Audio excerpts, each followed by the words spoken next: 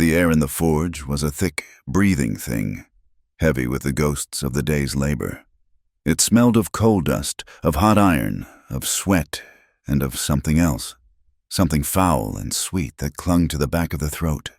It was the smell of cooked meat, her flesh. Eliza hung in the darkness, suspended by ropes that bit into the raw flesh of her wrists. The great leather bellows, usually roaring with life, stood silent as a tomb. The main fire in the hearth had been banked, but its heart still glowed a deep, malevolent orange, casting long, dancing shadows that turned familiar tools into instruments of torment. Tongs, hammers, and pokers lay scattered on the dirt floor, their dark forms seeming to mock her from the periphery of her vision. Each one held a memory of pain. Her body was a map of agony. Patches of her skin were tight and angry red, weeping clear fluid where the heat had been most intense. Other areas were blackened, blistered, the damage so deep she could no longer feel them. A terrifying numbness that was somehow worse than the searing pain. Her simple cotton dress was in tatters, singed away in places to reveal the brutal artistry of her husband's rage.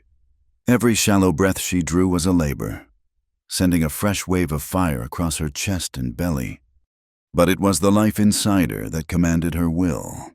Daniel, she thought, the name a silent prayer, a single point of light in the overwhelming darkness of her suffering. Hold on, little one. Mama's here. Hold on.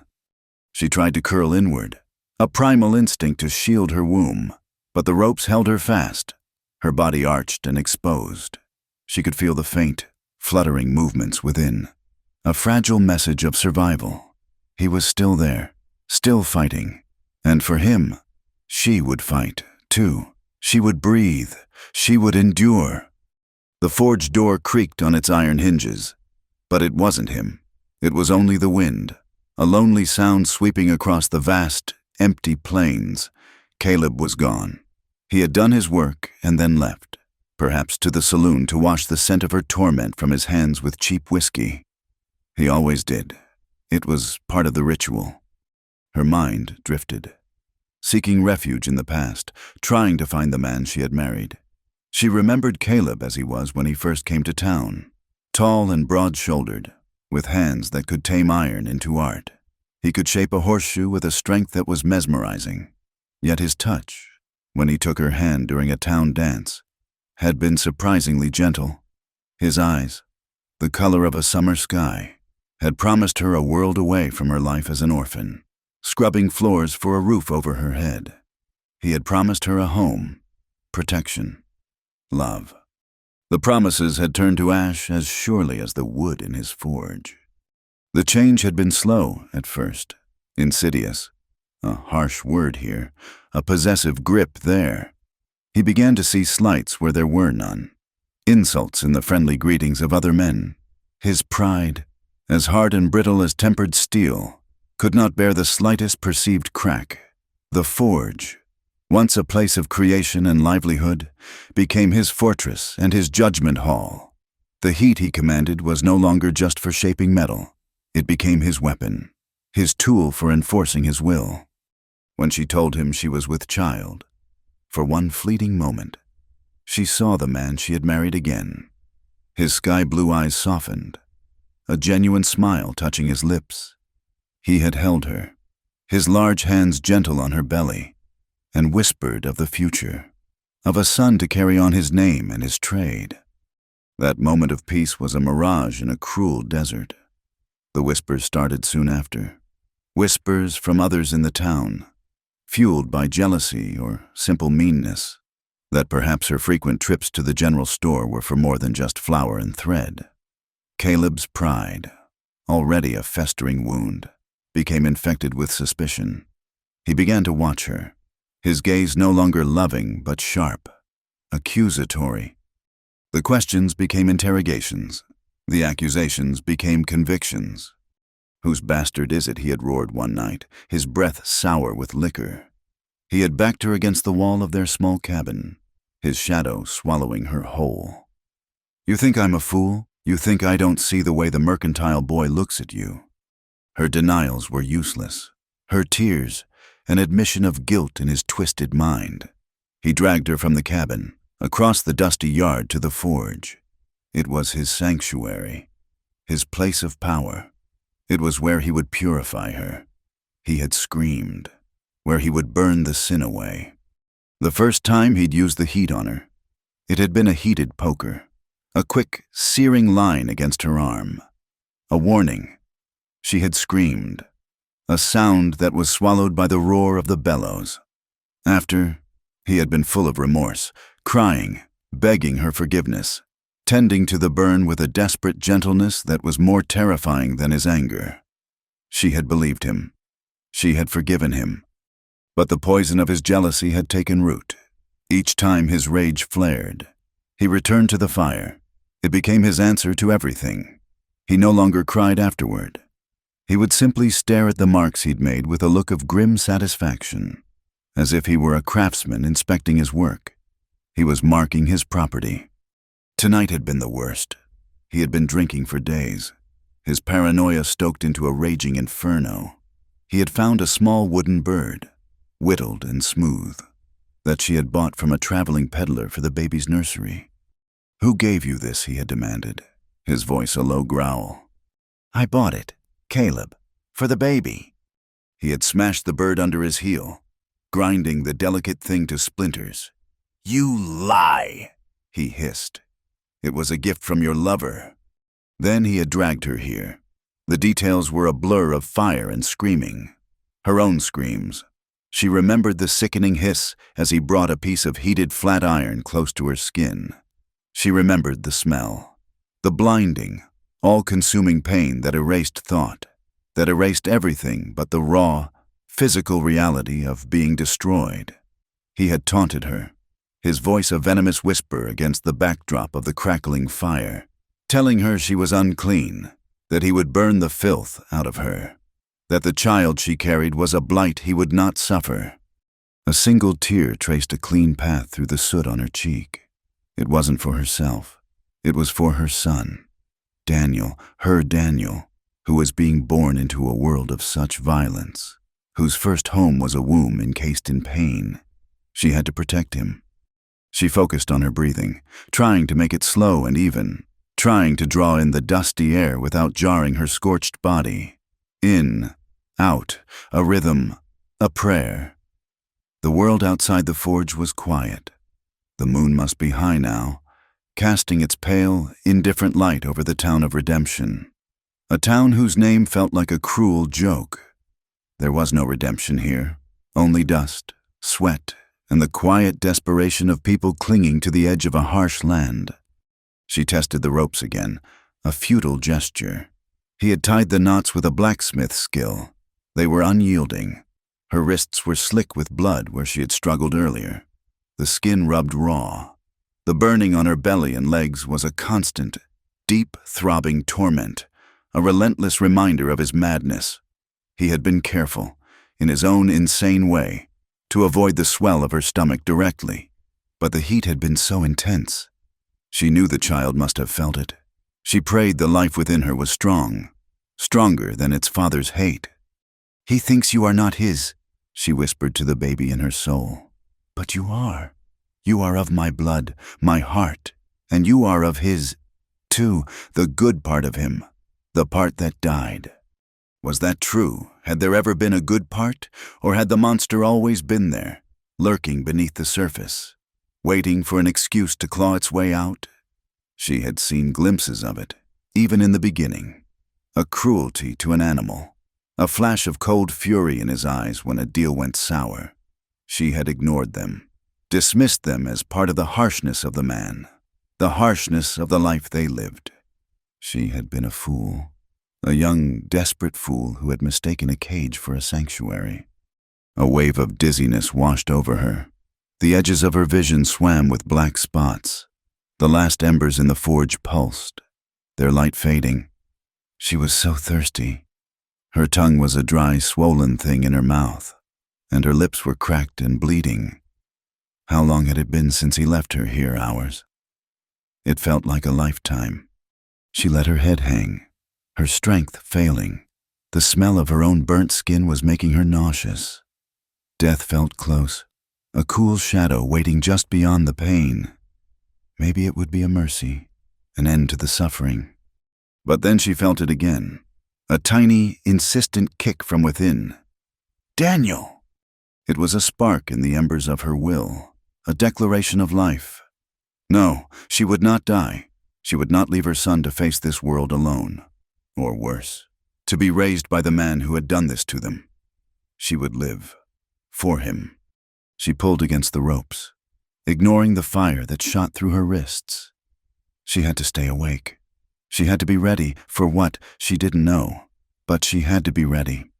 She began to sing, her voice a raw, cracked whisper, a sound that was barely human. It was a lullaby her own mother had sung to her, a half-remembered tune from a life before this one, a song of green fields and gentle streams, of a world that did not know the smell of burning flesh or the weight of a man's hatred. "Hush, little baby, don't you cry," she rasped, the words catching in her throat. "Mama's gonna buy you a mockingbird." She sang for her son. She sang for herself. She sang into the suffocating darkness of the forge, a tiny, defiant flame against a night that seemed to have no end. Her voice was weak, the song broken, but it was alive. And as long as she could make a sound, as long as the child within her still moved, the fire had not yet won. Jedediah's horse, a sturdy buckskin gelding named Jasper, blew a weary sigh as they entered the single dusty street of redemption. The moon was a sliver of bone in a sky littered with cold, indifferent stars. It was late. The town was asleep, huddled under the immense, silent darkness of the plains. The saloons had long since spilled their last drunks into the night, and the only lights were the faint yellow squares of a few scattered windows where someone kept a late vigil. Jed was a man of the high country, more comfortable with the company of rock and pine than with people. He had come down from his ranch nestled in the foothills for supplies, a necessary evil he endured every few months. This trip had been delayed, and now he was in urgent need of horseshoes. He'd driven a small herd of mustangs he'd caught and broken down to the army post 2 days south, and the journey had been hard on his own mount. The blacksmith in Redemption, a man named Caleb, was known for his skill. Rough, people said, but good with his hands. That was all Jed cared about. He swung down from the saddle, his joints protesting the long ride. Jasper's shod hoof had cast a shoe miles back, and the gelding was starting to favor the foot. Jed ran a hand down the horse's leg, feeling for heat. He needed the shoe replaced before they made the long climb back to his homestead. He'd hoped to catch the smithy at dawn, but pushing on seemed the wiser course. A lame horse in this country was a death sentence. The forge was a squat, dark shape at the edge of town, its great stone chimney a black finger pointing at the sky, a place of fire and noise. It was unnaturally quiet. No clang of hammer on anvil. No rhythmic roar of the bellows. Jed had expected it to be cold and silent at this hour. Yet something felt wrong. A strange stillness hung in the air. A lack of the usual lingering warmth and metallic tang. And beneath the familiar smells of coal and iron, another scent drifted on the night breeze. It was faint, acrid, and vaguely sweet, like meat left too long on a spit. He wrinkled his nose, figuring some animal had crawled under the structure and died. He tethered Jasper to the hitching rail, giving the horse a reassuring pat on the neck. "Won't be long, boy," he murmured, his voice a low rumble. The main doors of the forge were massive, built of thick, scorched planks. One hung slightly ajar, a blacker rectangle in the deep shadows of the building. Jed pushed it open. The groan of the iron hinges was obscenely loud in the silence. The interior was a cavern of darkness. The air was close, heavy, and thick with the foul scent he'd smelled outside. Stronger now and deeply unsettling. The great central hearth, the heart of the forge, was a bed of dying embers. They pulsed with a faint, rhythmic orange glow, like the slow breathing of a great beast settling into sleep. The light was just enough to paint the cavernous space in shades of blood and rust, making the familiar shapes of tongs, chains, and hammers on the walls seem like relics in a tomb. Jed's eyes, accustomed to the moonlit dark, slowly adjusted. He saw the anvil, squat and solid like a pagan altar. He saw the slack, silent form of the great bellows.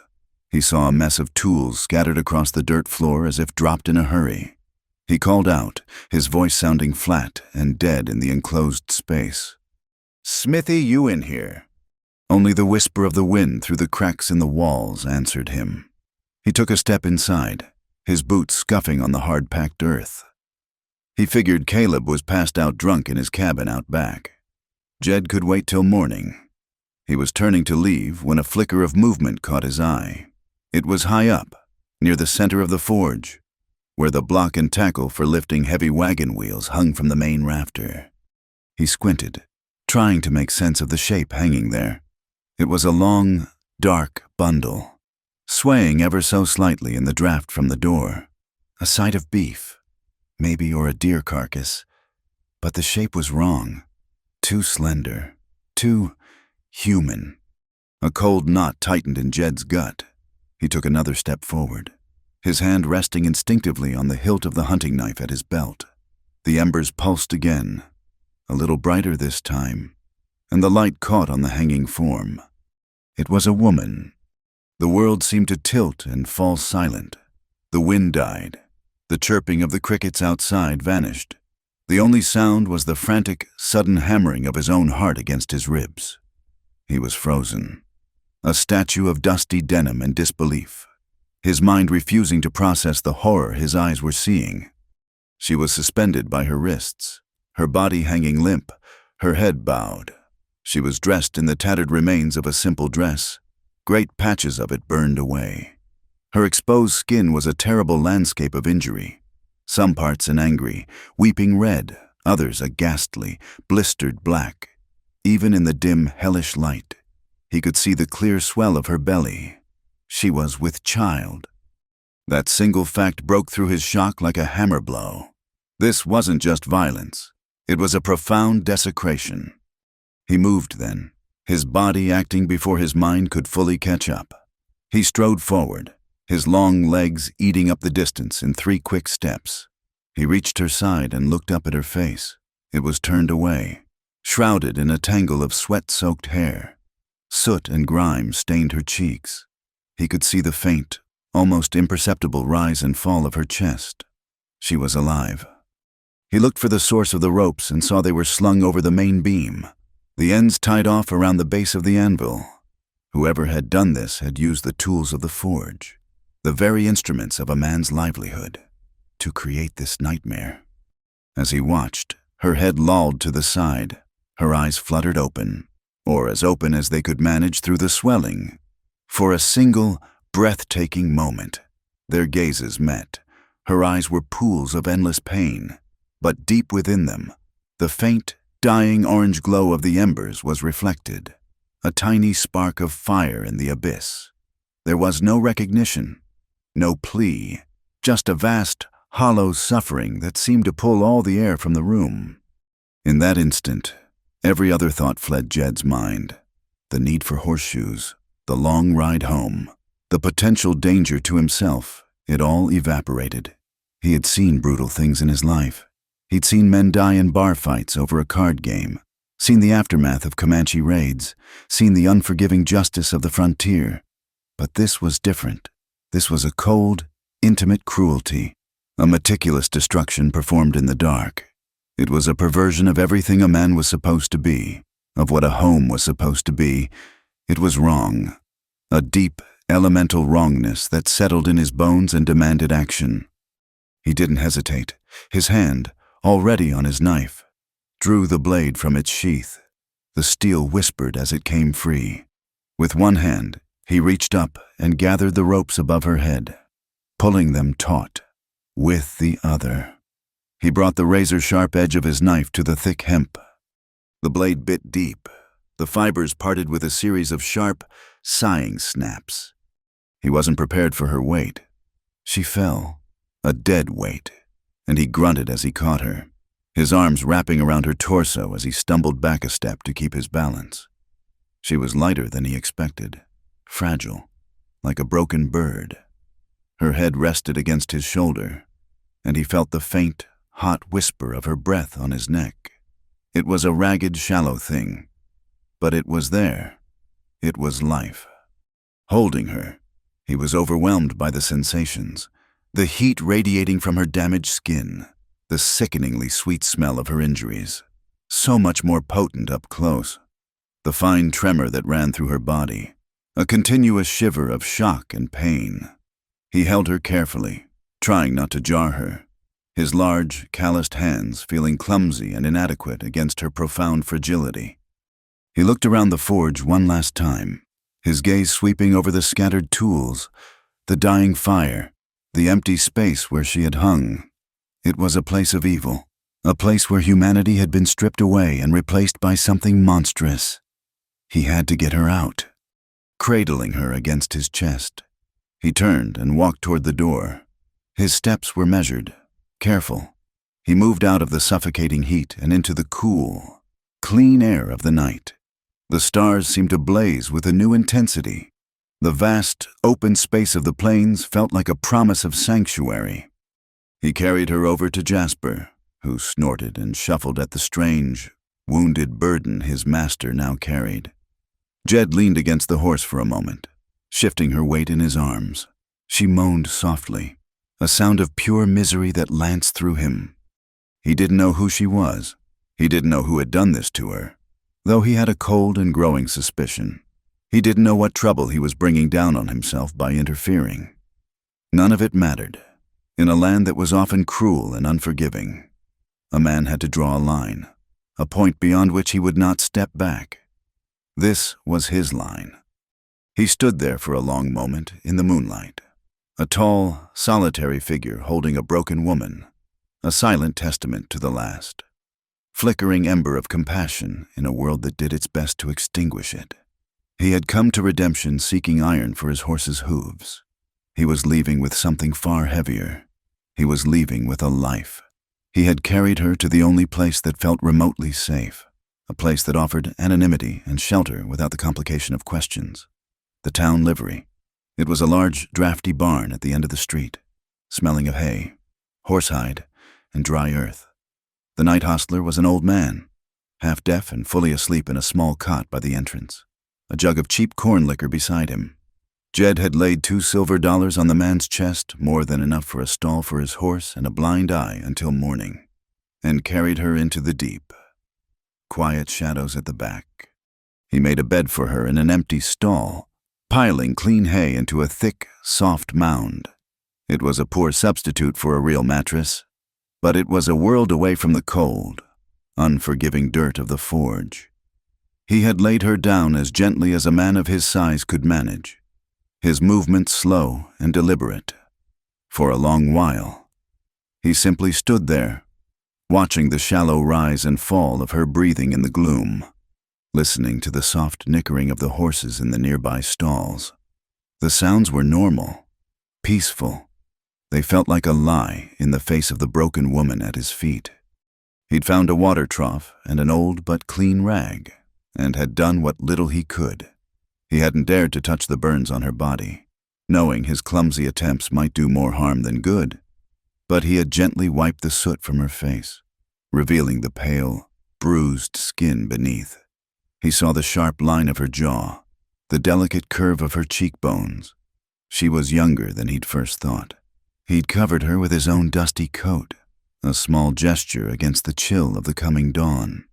Now, as the first hints of gray light began to seep through the cracks in the barn walls, he sat on an overturned bucket a few feet away, his back against the rough-hewn wood of the stall. He hadn't slept. He had kept vigil, his rifle across his lap, his senses on high alert for the sound of approaching footsteps. He felt a grim certainty that the blacksmith, Caleb, would eventually discover his property was missing. What would happen then? Jed didn't know. He was a man who preferred to solve problems with fences and hard work, not with fists or guns. But he had crossed a line back in that forge, and he knew there was no going back. Eliza's return to consciousness was not a sudden awakening, but a slow, painful crawl out of a deep, dark pit. It began with sensations: the prickle of hay against her cheek, the heavy weight of a woolen coat over her body, the distant, gentle sound of a horse stamping its hoof. None of it made sense. These were not the sensations of the forge. The air she breathed, though dusty, was clean. It didn't carry the thick, sickening scent of her own seared flesh. She moaned, a low, guttural sound. The movement, small as it was, sent a symphony of pain through her body. Her eyes fluttered open. At first, all she saw were blurred shapes and shadows. Then, a long, vertical line of light resolved itself a crack in the wall. Sunlight. Morning had come. She had lived through the night. Her gaze drifted, and she saw him, a man, sitting on a bucket, watching her. He was large, silhouetted against the growing light, making it impossible to see his face clearly. Fear, cold and sharp, seized her heart. Was it Caleb? Had he found her? She tried to scramble away, a panicked, animal instinct, but her body refused to obey. A fresh wave of agony washed over her, and she cried out, a thin, strangled sound. The man didn't move for a moment. Then, slowly, as if not to spook a wild animal, he raised a hand. "Easy now," he said. His voice was not Caleb's. It was deeper, calmer, a low rumble that seemed to vibrate in the quiet air. "You're safe." Safe.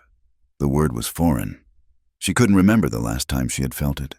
She lay still, her heart hammering against her ribs, and watched him. He rose slowly from the bucket and came toward her. He knelt in the hay beside her, and for the first time, the light caught his face. It was a stranger's face, etched with lines carved by sun and wind. It was a hard face, but his eyes were not cruel. They were a clear, steady gray, and they held a look of profound weariness, and something else she couldn't name. Pity, concern. He held a metal canteen in one hand. "Water," he said. It wasn't a question. Her thirst was a living thing inside her, a fire in her throat. She tried to nod, a small, jerky movement of her head. He unscrewed the cap and shuffled closer, carefully sliding one arm beneath her head and shoulders to lift her just enough. The movement was excruciating, but his touch was surprisingly gentle. He brought the canteen to her mouth. Her lips were cracked and dry, and the cool metal was a shock. He tilted it slowly, and a small trickle of water flowed into her mouth. It was the most wonderful thing she had ever tasted. She swallowed, and then coughed, her body shaking with the effort. She drank again, more this time, her hand coming up in a weak, trembling gesture to steady the canteen. She drank until she couldn't anymore, then fell back into the hay, gasping, the water a cool blessing in her scorched throat. He set the canteen aside and settled back on his heels, his gray eyes watching her, his expression unreadable. Now that the immediate fog of pain and fear had receded, she could see him more clearly. He was dressed in dusty, practical clothes, denim trousers, a worn leather vest over a plain shirt, a rancher, by the looks of him.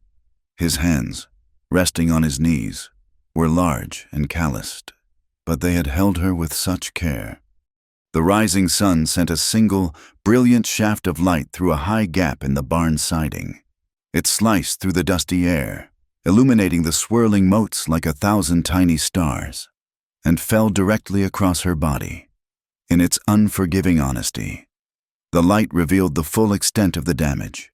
It highlighted the angry red marks, the charred edges of her dress, the deep, puckered lines of older scars that crisscrossed her arms. Jed's gaze followed the beam of light. He looked at the marks on her skin, and his face hardened. He saw not just the fresh injuries from last night, but a longer, more terrible story. A faint, silvery line near her collarbone, a series of small, round scars on her forearm, faded with time. Each mark was a word, each scar a sentence in a brutal history that had been written on her body, hidden from the world. 1,000 words could not have spoken the truth as clearly as that silent, scarred skin. He finally understood. This wasn't a single night of drunken rage. This was a life. A single tear escaped Eliza's eye and traced a path through the grime on her cheek, glittering like a diamond in the sunbeam. She wasn't crying from the pain. Not anymore. She was crying from the sheer, overwhelming fact of this man's quiet attention. He wasn't looking at her with disgust or with morbid curiosity. He was just looking, bearing witness. It was an intimacy more profound than any she had ever known. "Who?" she whispered, her voice a dry rasp. "Jedediah," he answered simply. "Folks call me Jed." She absorbed the name, turning it over in her mind. It was a solid, earthy name, a name you could depend on. She closed her eyes for a moment, gathering her strength. Her hand moved. A slow, pained journey, to rest on the swell of her belly. The baby. Her first thought, her last thought, her only thought. My baby," she breathed, the words barely audible. Jed's gaze softened. He nodded slowly. "I know." He paused, choosing his words carefully. He's still fighting, just like his mother.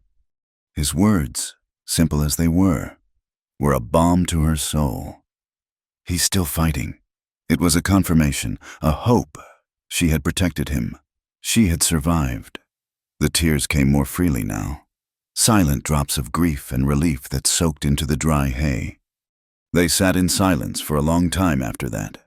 The only sounds were the soft rustling of the horses and her own ragged breathing. The barn grew brighter as the sun climbed higher, the air warming around them. Jed didn't press her for a name or for an explanation. He simply sat there, a quiet, unmovable presence. He was a wall between her and the world, between her and the forge. Finally, she found her voice again. It was stronger this time. "Eliza," she said. He met her eyes and gave a small, almost imperceptible nod. "Eliza." He said her name as if testing its weight, committing it to memory. "You rest now. Eliza, you've earned it." She wanted to ask him more. Where was she? What would happen now? Where was Caleb?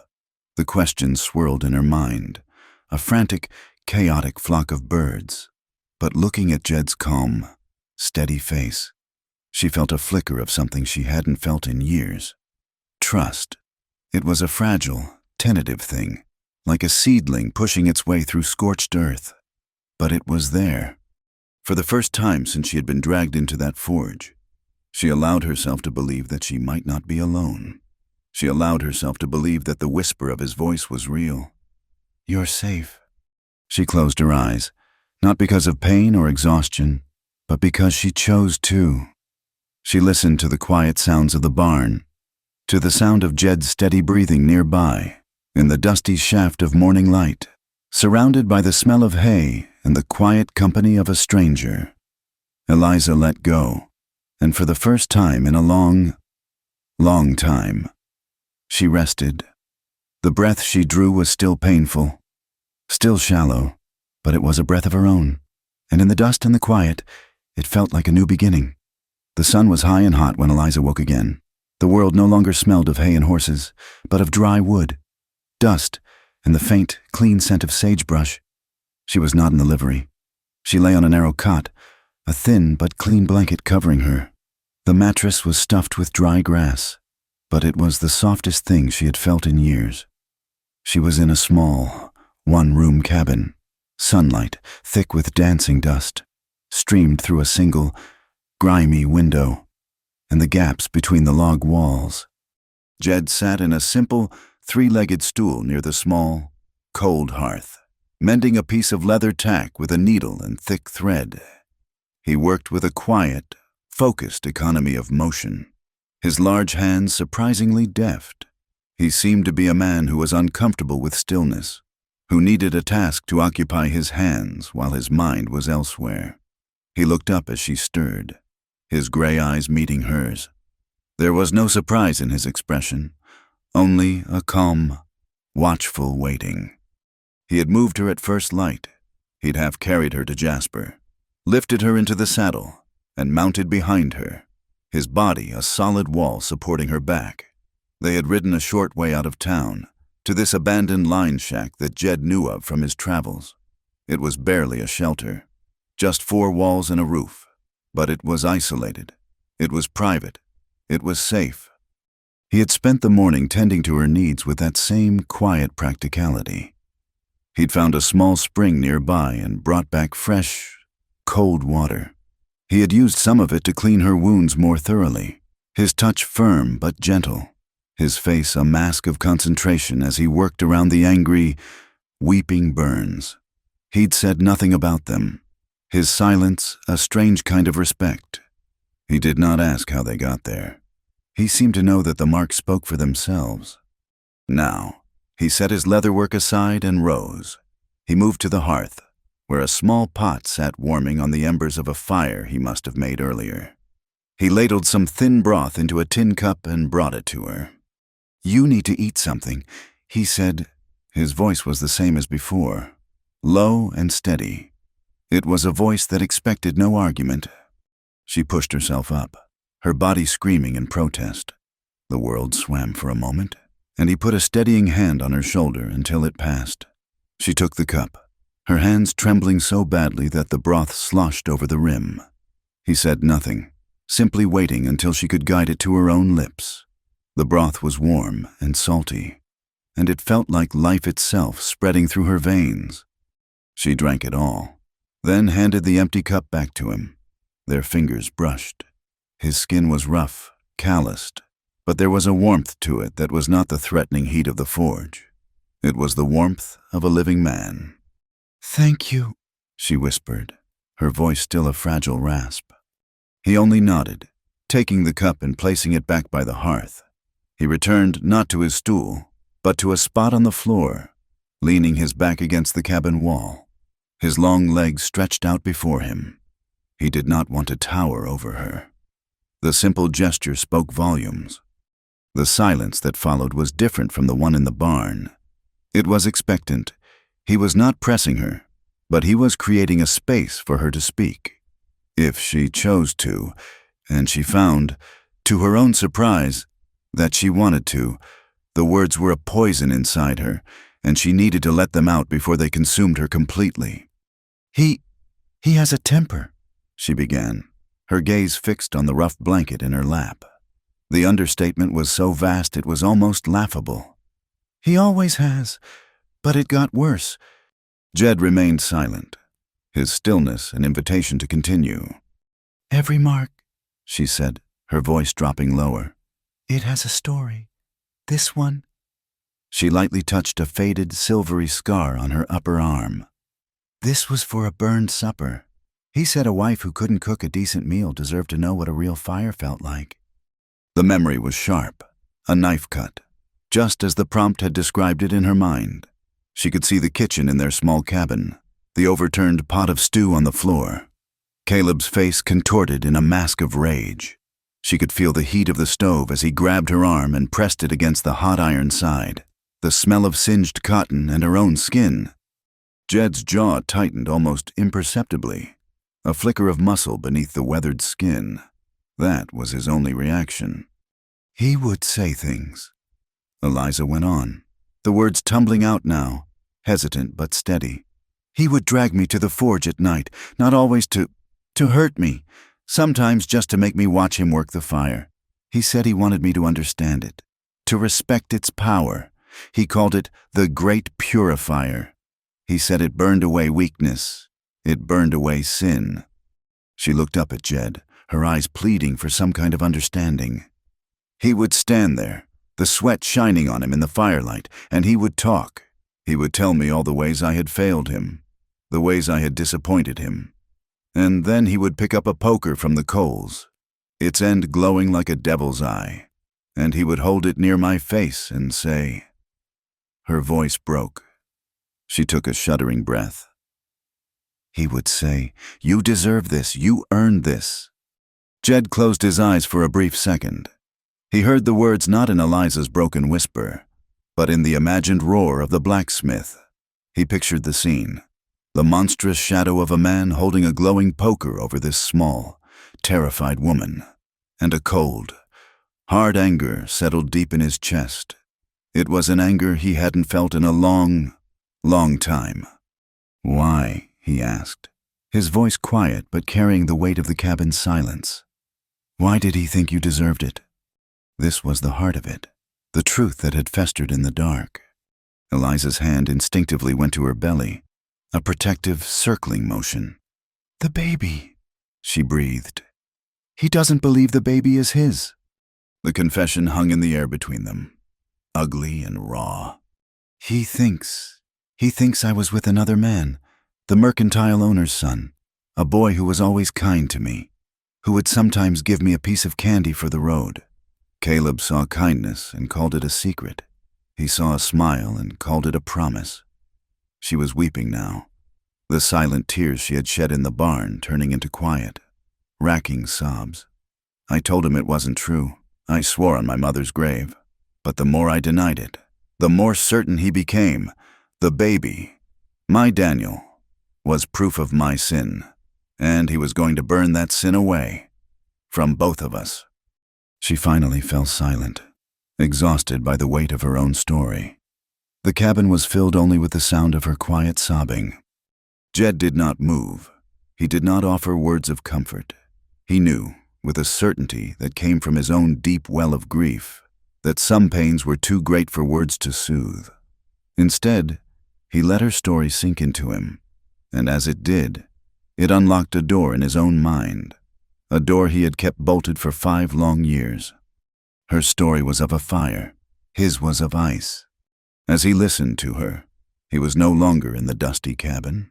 He was back in the high country, in the heart of a blizzard that had come out of the north like a white wolf, devouring the world in a fury of wind and snow. His wife, Sarah, had gone to check on a neighbor's new baby, a half-mile walk across a familiar meadow. It was a journey she had made 100 times, but the storm had come on fast, without warning. Jed had been miles away, tracking a lost calf, and had been caught in it himself. He remembered the desperate, brutal ride home, the wind trying to tear him from the saddle, the snow so thick he couldn't see his horse's ears. He remembered the terror, cold and sharp as an icicle in his gut. When he had found their cabin empty, he saw it all with a terrible clarity, pulling on his heaviest coat, wrapping a scarf around his face, taking the lantern, and stepping back out into the screaming white chaos, calling her name, his voice ripped from his lips by the gale. "Sarah, Sarah." The only answer was the howl of the wind, a lonely, mournful sound that seemed to mock him. He searched for hours. He followed the fence line, his hands freezing to the wood, his feet numb. The world was gone, replaced by a swirling vortex of white. There were no landmarks, no sense of direction, just the wind and the cold and the crushing weight of his own failure. He was a man of the mountains. He knew the weather. He should have known. He should have stopped her from going. He should have been home.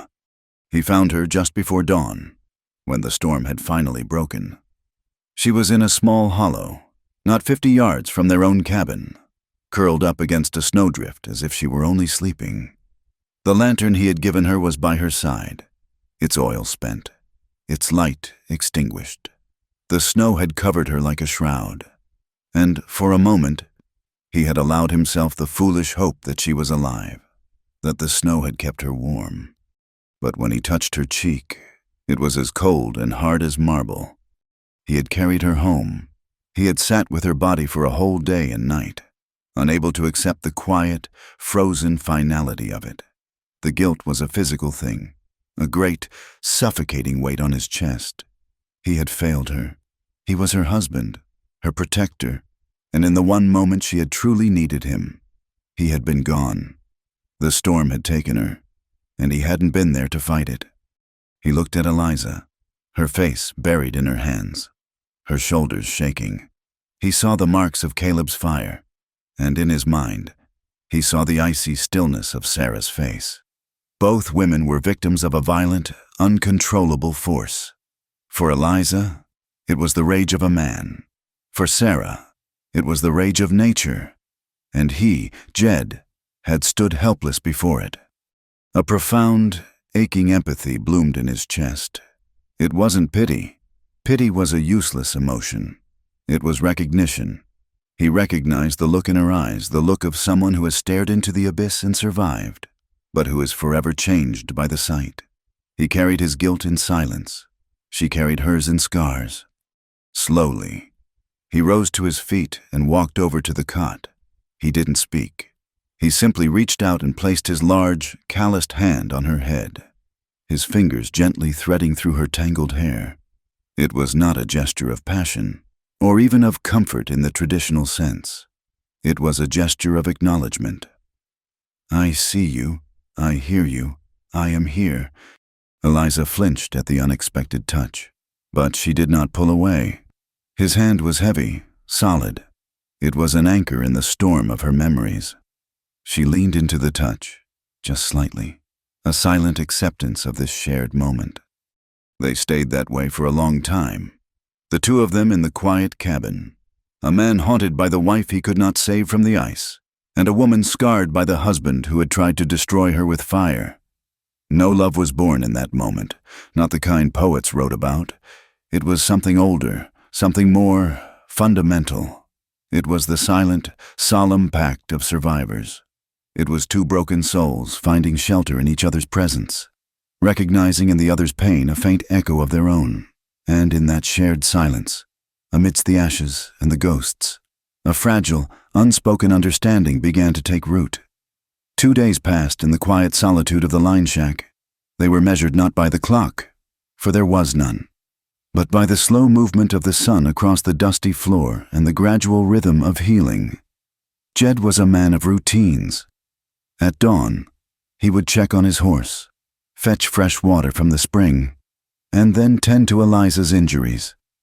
He had managed to trade for some salve and clean linen in town, a risky venture he undertook in the dead of night, his face obscured by his hat. He would clean her burns with a gentle, methodical touch, his face impassive, his hands steady. He worked like a man mending a fence or repairing a broken harness, with a focus that was both detached and deeply respectful. Eliza, in turn, began to reclaim small pieces of herself.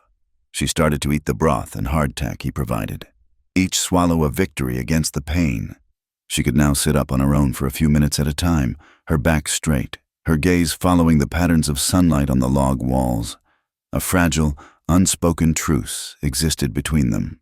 He did not ask for the rest of her story, and she did not ask about his. Their shared space was built on a foundation of silence, a mutual understanding that some wounds were too deep to be prodded by questions. Hope was too delicate a thing to be given a voice. It lived in the clean bandages, the cup of cool water, the simple, solid presence of the man who sat across the small room from her, oiling his rifle or sharpening his knife, a quiet guardian at the gate of her pain. The late afternoon sun was slanting low, painting the inside of the cabin in long stripes of gold and shadow. A semblance of peace had settled over them.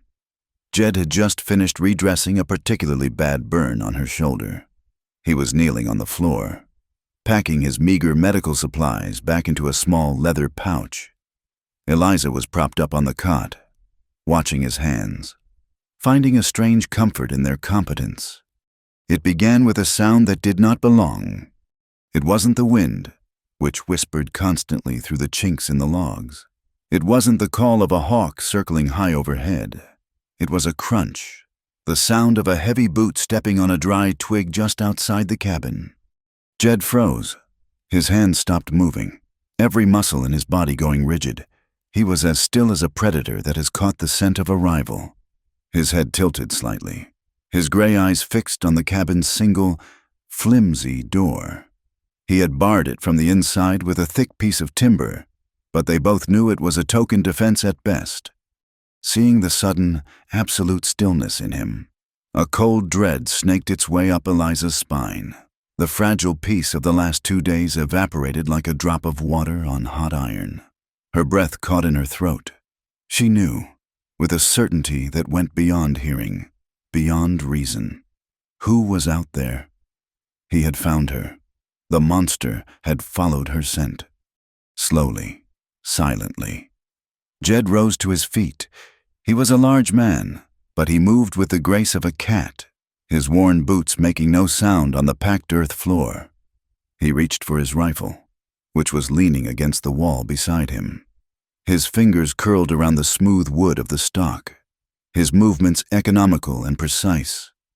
He didn't look at Eliza, but he spoke to her, his voice a low, urgent whisper. "Stay down, don't make a sound."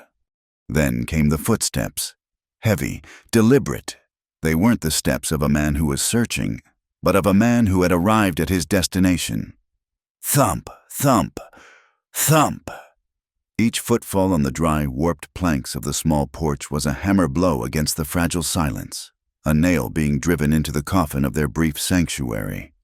A dark shape blotted out the light from the single window. Eliza shrank back against the wall, pulling the thin blanket up to her chin as if it were a shield. Her heart was a frantic drum against her ribs. She could smell him, or thought she could, the familiar, terrifying scent of the forge, of sweat and coal dust and hot metal. A fist hammered on the door, the impact shaking the entire cabin. It wasn't a knock for entry. It was a demand for surrender.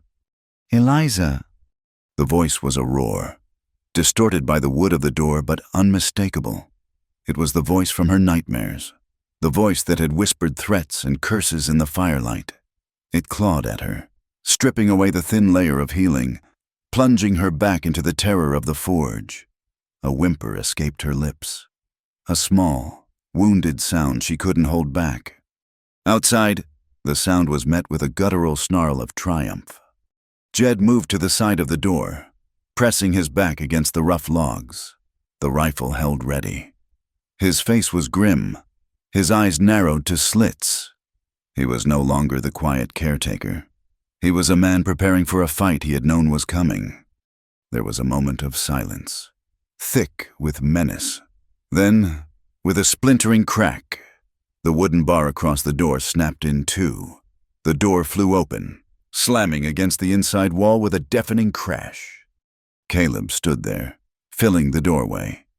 He was a black silhouette against the fiery backdrop of the setting sun. In one hand, he held a lantern, its flame sputtering wildly, casting frantic, dancing shadows that turned the small cabin into a theater of grotesques.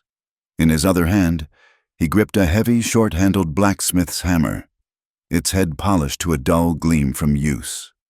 He took a step inside, and the lantern light fell upon his face. It was a vision from hell. His face was smeared with soot and grime, sweat carving clean tracks through the filth. His dark hair was matted to his skull, and his eyes were wild, blazing with a frantic, unholy light. They were the eyes of a man who had stared too long into his own fire and had been consumed by it. They darted around the cabin, manic and possessive, until they found what they were looking for. They locked on Eliza. His lips peeled back from his teeth in a snarl that was not quite a smile. "There you are," he breathed, the words a venomous hiss. His gaze drank her in cowering on the cot, her body wrapped in a stranger's blanket, her face pale with terror.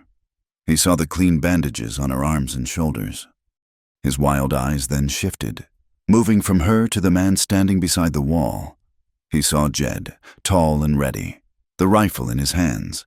He took in Jed's protective stance, the way he was positioned squarely between the door and the cot. Caleb's demented mind, steeped in the poison of his own jealousy, did not see a rescuer and a victim. He saw exactly what he had expected to see. He saw his unfaithful wife, his stolen property, being sheltered by her lover. The clean bandages were not signs of care. They were the marks of another man's touch. Jed's presence was not a rescue. It was a theft. This scene, in his twisted reality, was the ultimate confirmation of his suspicions, the final justification for his rage. "So," Caleb growled, his voice low and shaking with a barely contained fury. "This is the one! This is the whelp you chose to dishonor my name with!" Jed didn't answer the accusation. He knew there was no reasoning with a rabid dog. He simply tightened his grip on the rifle, his knuckles white.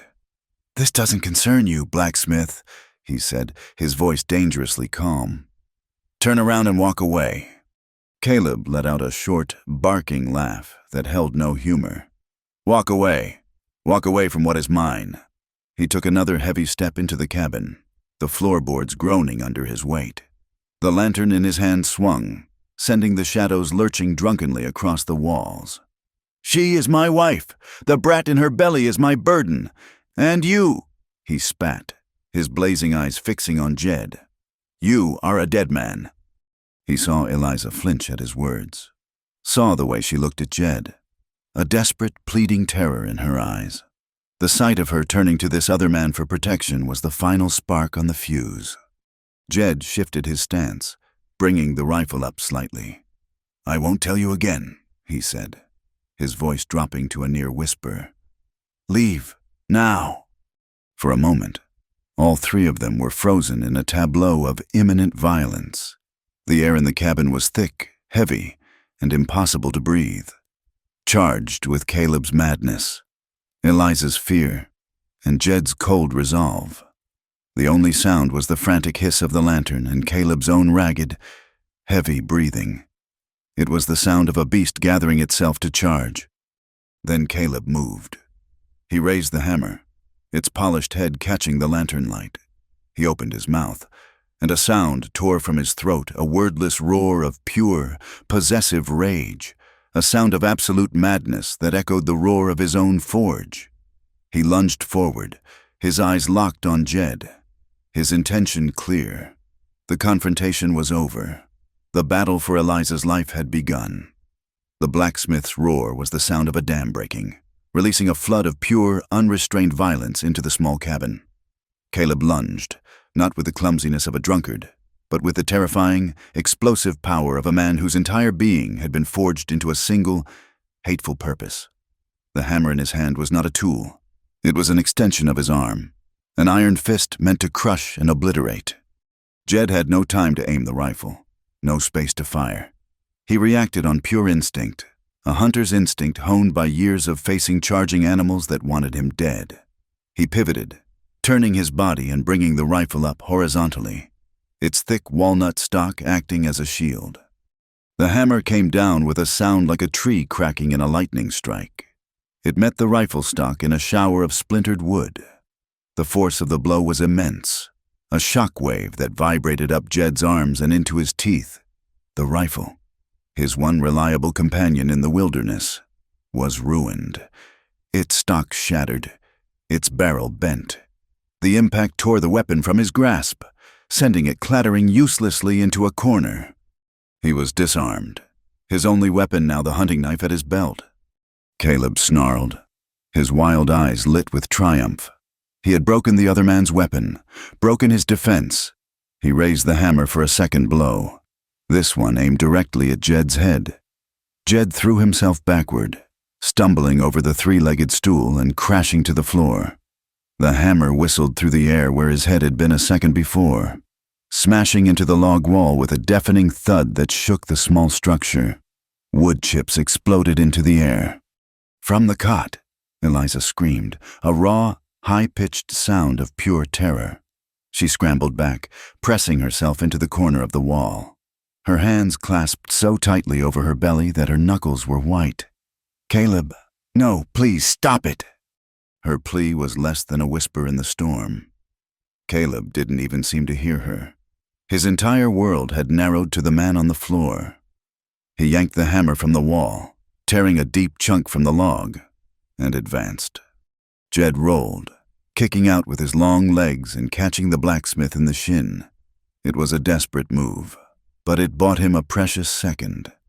Caleb grunted in pain and surprise, his advance faltering, In that second, Jed was on his feet, his knife in his hand.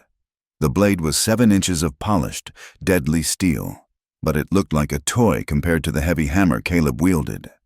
The fight became a brutal, chaotic dance in the flickering, claustrophobic lantern light.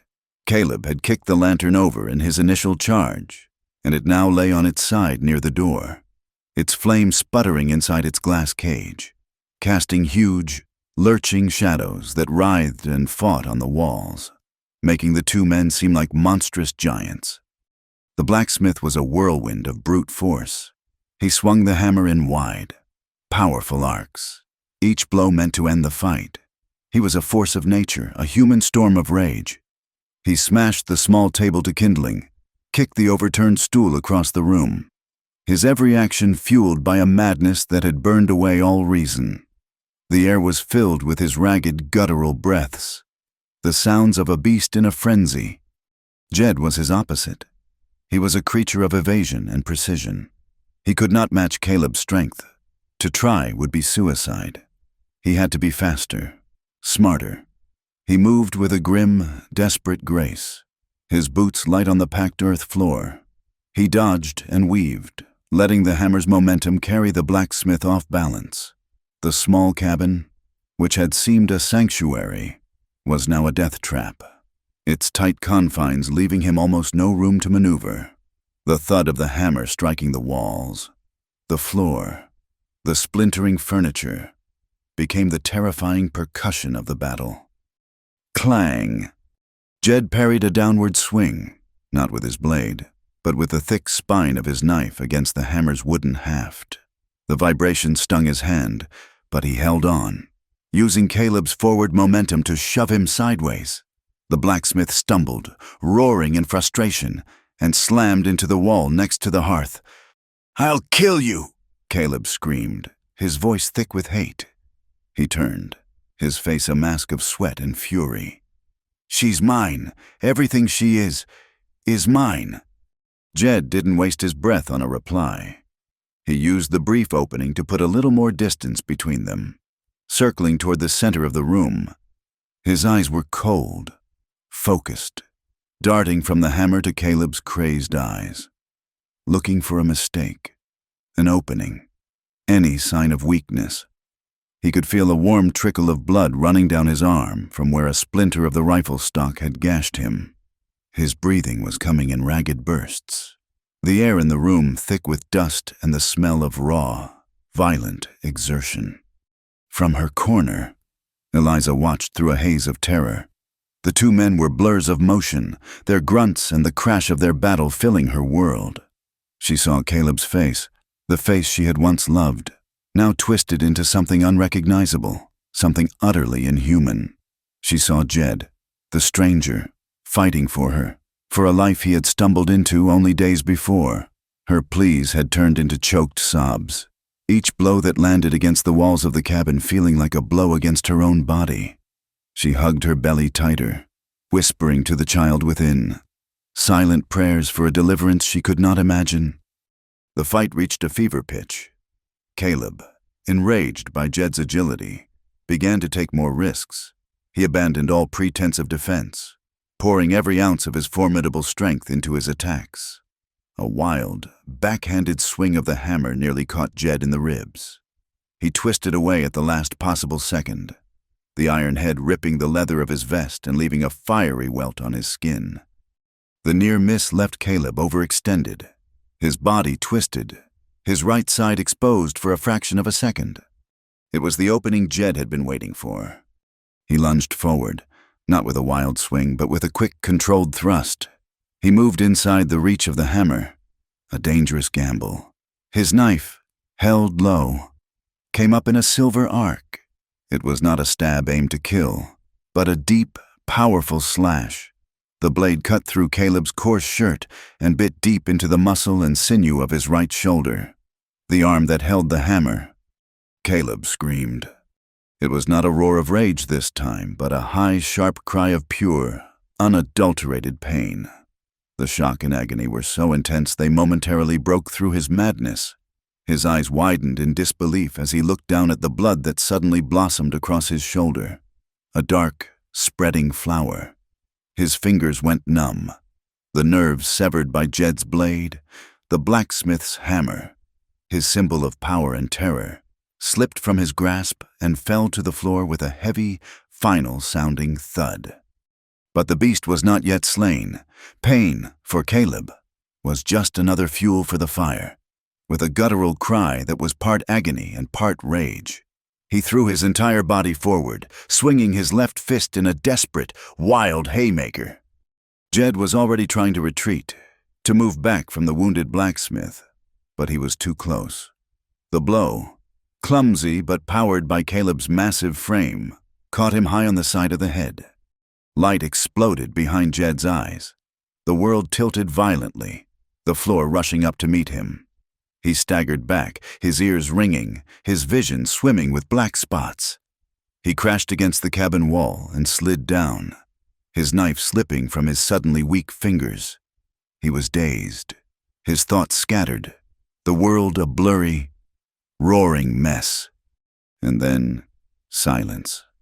The sudden absence of noise was as shocking as the violence had been. The chaotic dance was over. The roar of the battle had ceased. The silence was broken only by three distinct sounds: the ragged, gasping breaths of the two men, the frantic, terrified sobs of the woman on the cot, and a new sound, the soft, rhythmic dripping of blood onto the dusty floor. The scene in the cabin was one of utter devastation. The furniture was a wreck of splintered wood. The walls were scarred and dented. In the center of the room, Caleb stood, clutching his gushing shoulder, his face pale with shock and pain beneath the grime.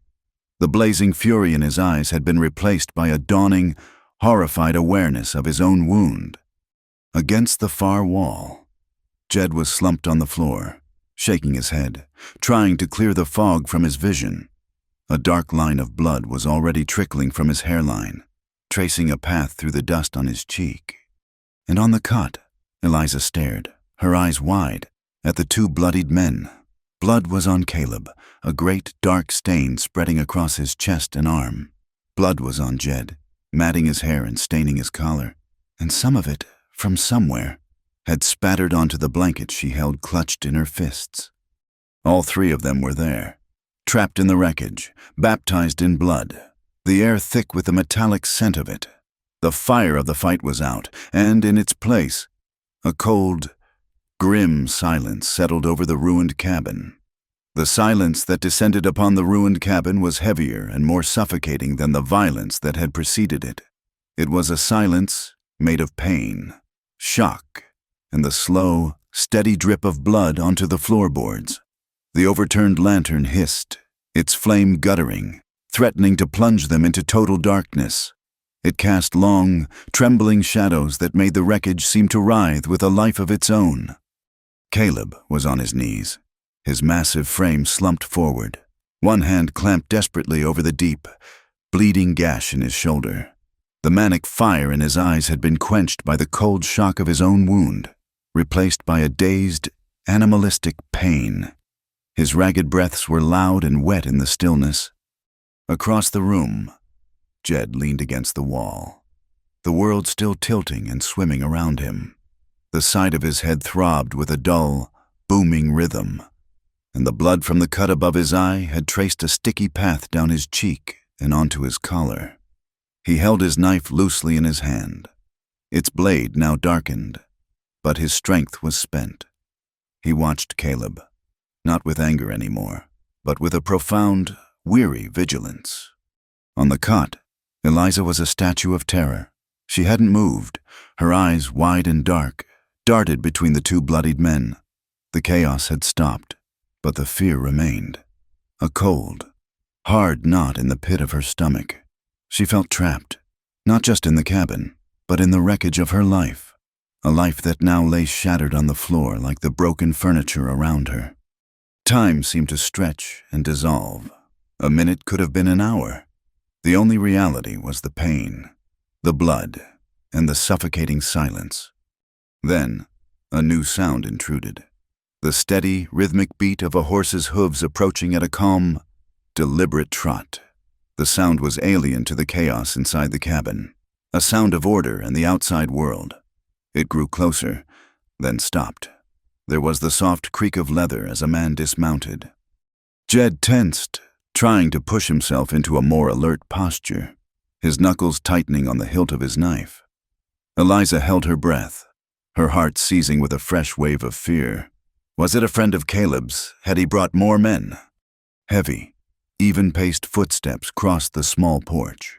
They were not the furious, stomping steps of Caleb, but the measured, solid tread of a man who was accustomed to walking into trouble and was not afraid of what he might find. There was a brief pause at the shattered doorway. A figure appeared, silhouetted against the deep, velvet purple of the twilight sky. He was not as large as Caleb, nor as lean as Jed. He was a man of middle years, his shoulders slightly stooped with a permanent weariness, a wide-brimmed hat casting his face in shadow. A simple tin star was pinned to his vest, and it caught the last of the dying daylight with a faint, dull gleam. Sheriff Morgan did not draw his weapon.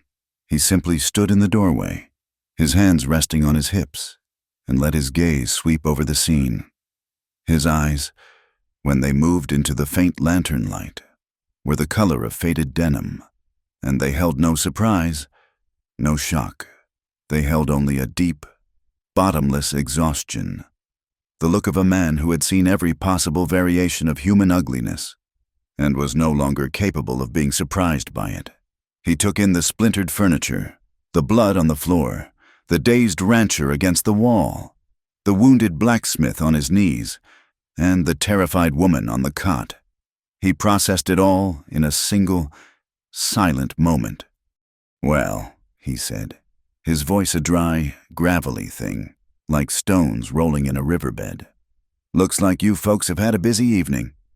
He stepped inside, his worn boots crunching softly on the debris. His presence immediately filled the room, not with menace, but with an unassailable authority. It was the authority of the law, a concept that seemed abstract and distant out on the plains, but was now a solid, breathing reality in the small cabin. His first glance was at Caleb, who looked up at the sound of his voice, his face a mask of pain and confusion.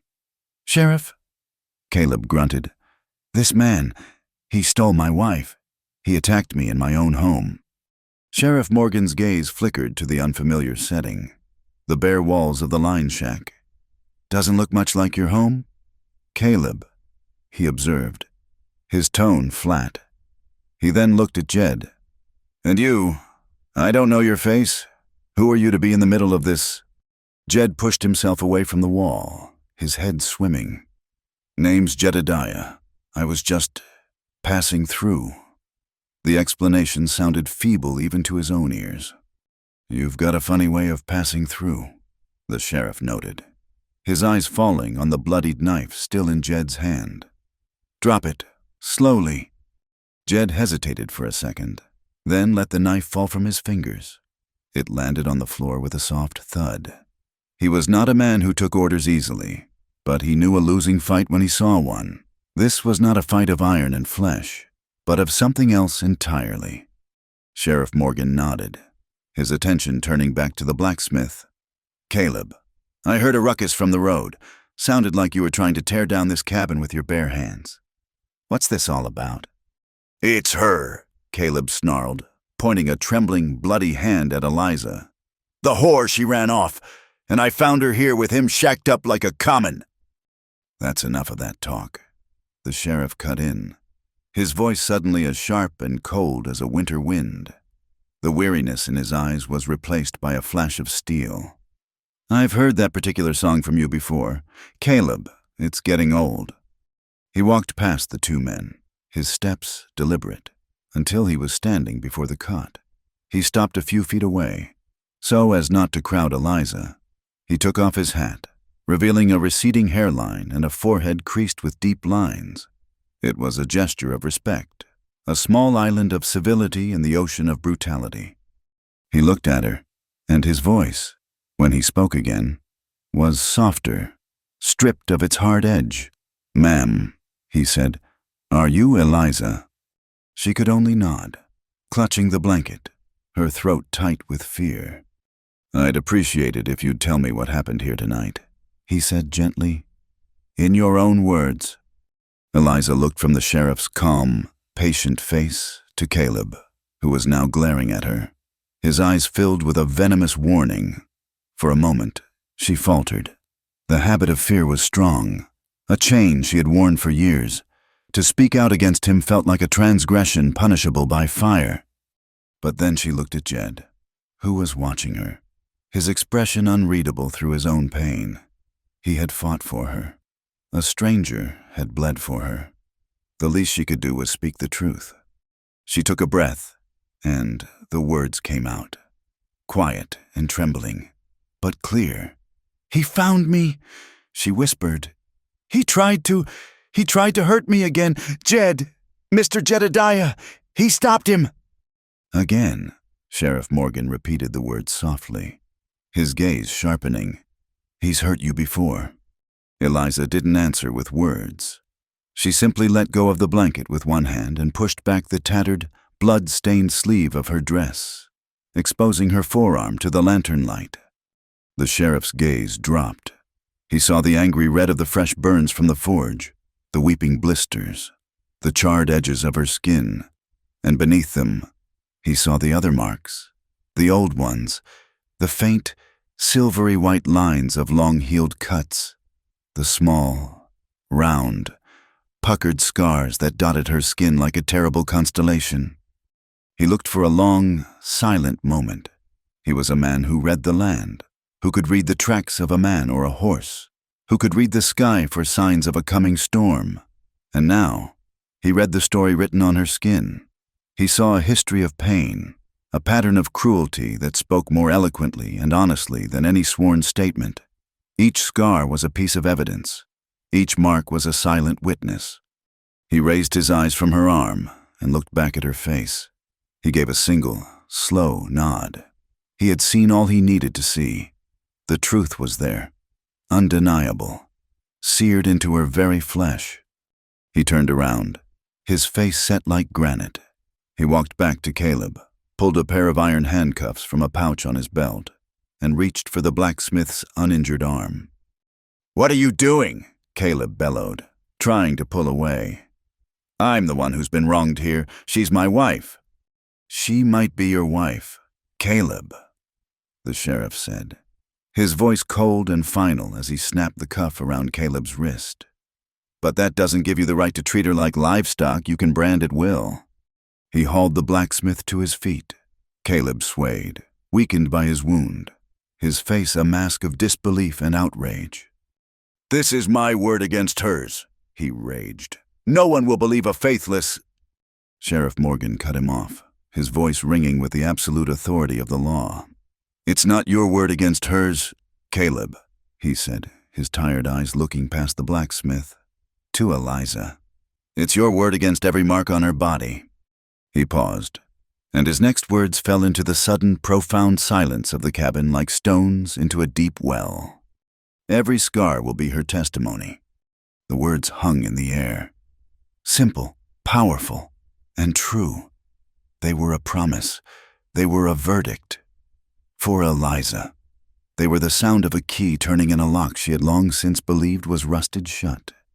The sheriff led the now silent Caleb out of the cabin and into the descending night. They could hear him speaking to his horse, the sounds of him securing his prisoner. In the wrecked cabin, in the sputtering lantern light, Jed and Eliza were alone. The storm had finally, truly passed. The shadow that had loomed over her life was gone, dragged away into the custody of a weary man with a tin star. Jed pushed himself to his feet, wincing as a wave of dizziness hit him. He looked at Eliza. She was looking back at him, her eyes shining with unshed tears, but for the first time, they were not tears of terror. They were tears of something else, something she couldn't yet name. Fear, the constant companion of her days and nights, had finally loosened its grip. In its place, a new feeling was dawning, a fragile, exhausted, and overwhelming sense of release. It was the feeling of a prisoner stepping out of a dark cell and into the light for the first time. The air was still cold, The future was still unknown, but for the first time in a very long time, it was possible to breathe. They looked at each other across the ruins of the battle, two survivors in a quiet aftermath, and in that shared, silent gaze, a new world began. The journey from redemption was a slow, painful crawl into a different world. Sheriff Morgan had seen to it that a town doctor, a grim man with whiskey on his breath and gentle hands, had cleaned and dressed Eliza's wounds properly. He'd given Jed a small jar of greasy, pungent salve and a roll of clean linen. His only payment, a long, searching look that seemed to weigh Jed's soul. The sheriff had provided them with a second horse, a sway-backed mare, allowing Eliza to ride while Jed led them on Jasper. They left the town behind, a dusty scar on the vast, flat plains.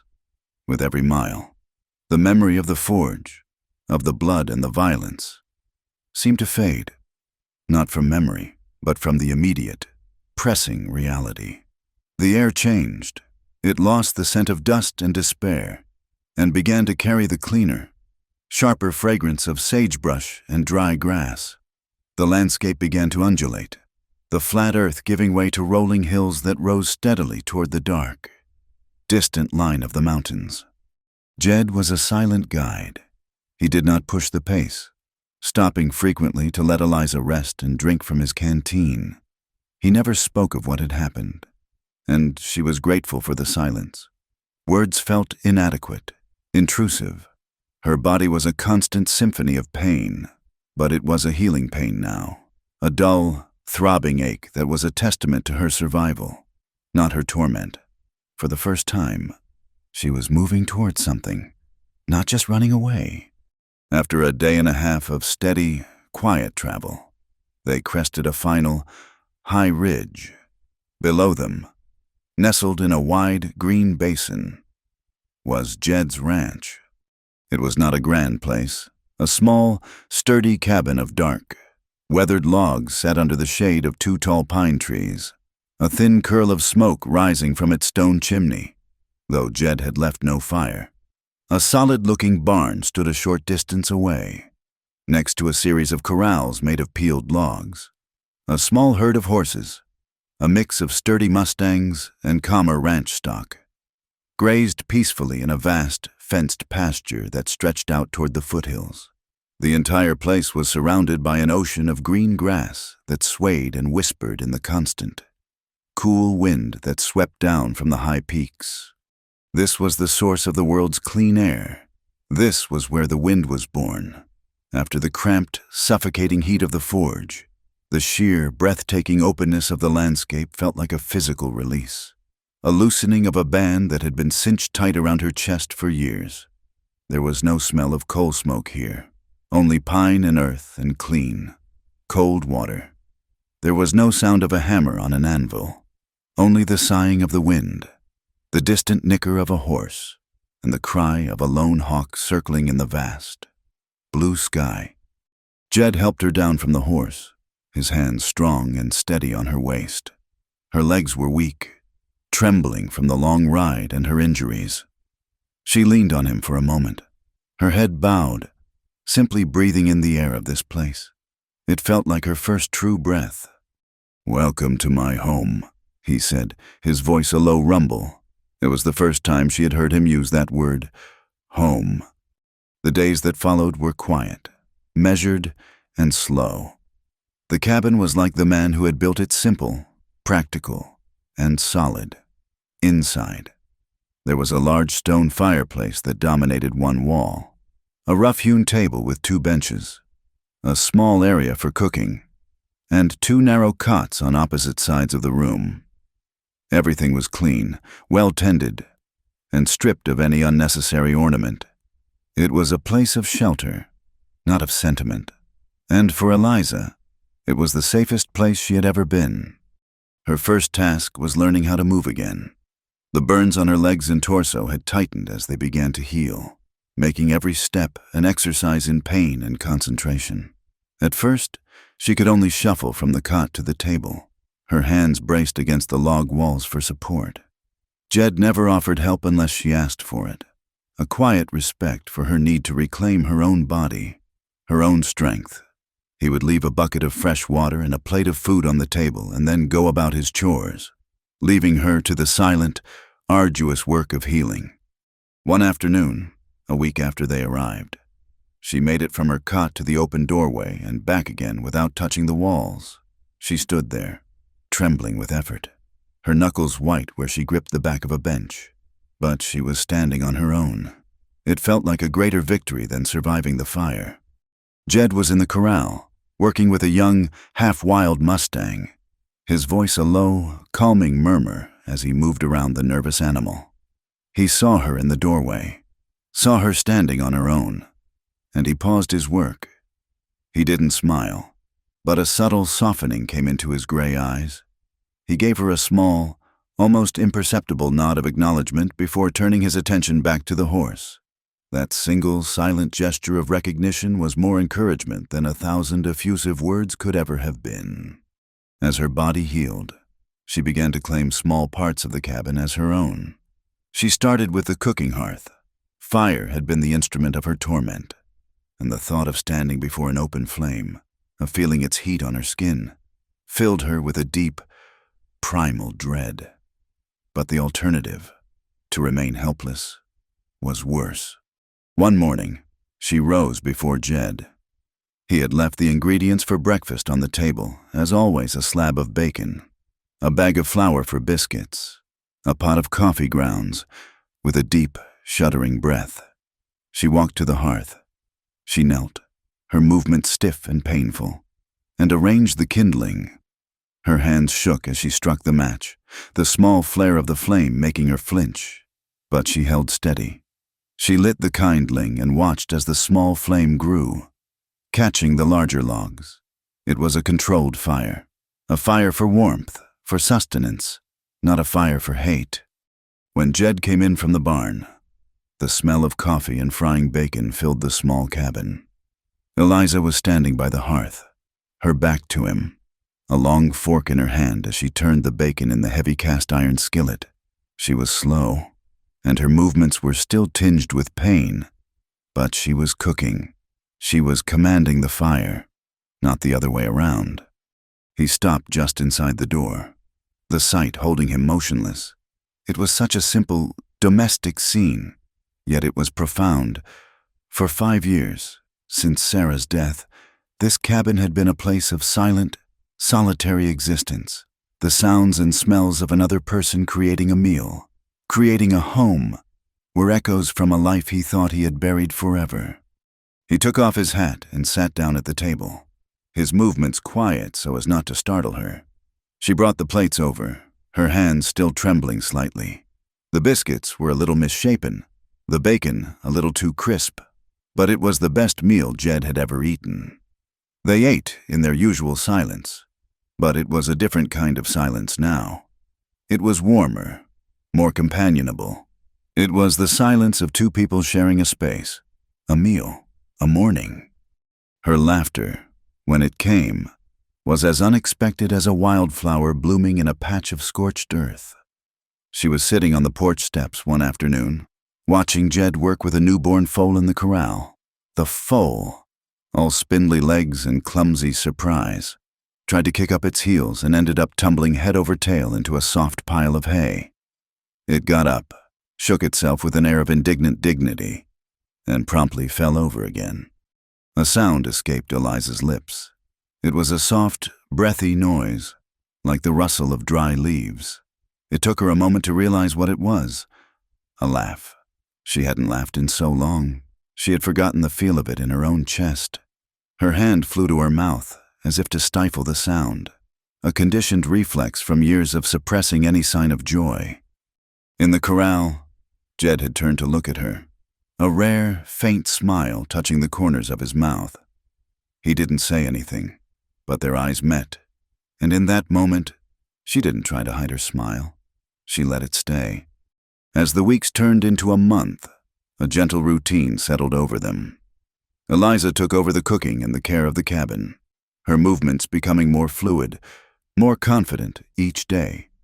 She found a quiet pleasure in simple, tangible tasks: kneading dough, scrubbing the wooden table, mending one of Jed's torn shirts. These were the rhythms of a life she had only ever dreamed of, a life of quiet purpose, free from the shadow of fear. Jed, in turn, seemed to find a new purpose in his own routines. He worked from sunup to sundown, his quiet competence a constant, reassuring presence, but he was no longer just a man surviving in his solitude. He was a man providing a sanctuary. Many nights, after Eliza had gone to her cot, Jed would sit on the porch, a cup of coffee growing cold in his hands. He would look out at the vast, star-dusted darkness, at the massive, sleeping shapes of the mountains. He would listen to the chirping of the crickets and the lonely call of a distant coyote. In these quiet moments, his thoughts would drift back to Sarah, to the life they had built here, and to the guilt he had carried like a stone in his heart. He knew he was not betraying her memory. What he was doing for Eliza felt right. It was a simple, uncomplicated rightness. He had found a person in need, and he had helped. It was the decent thing to do. But it was more than that. In saving her, in giving her this quiet space to heal, he felt a part of himself beginning to heal, too. The cold, frozen place inside him, the place where his grief had lived for 5 long years, was starting to thaw. He wasn't replacing a memory. He was simply letting life, in all its unexpected and wounded forms, back into his home. And he knew, with a certainty that settled deep in his bones, that he had done the right thing. Eliza, too, found herself looking to the future. One evening, she was standing in the doorway, watching the sun set behind the mountains, painting the sky in fiery strokes of orange and purple. The wind was cool on her face, carrying the sweet smell of the grasslands. She unconsciously rubbed her arm, her fingers tracing the path of a long, puckered scar. The scar was a part of her, a permanent reminder of the fire. The memories were still there, sharp and clear. They would always be there.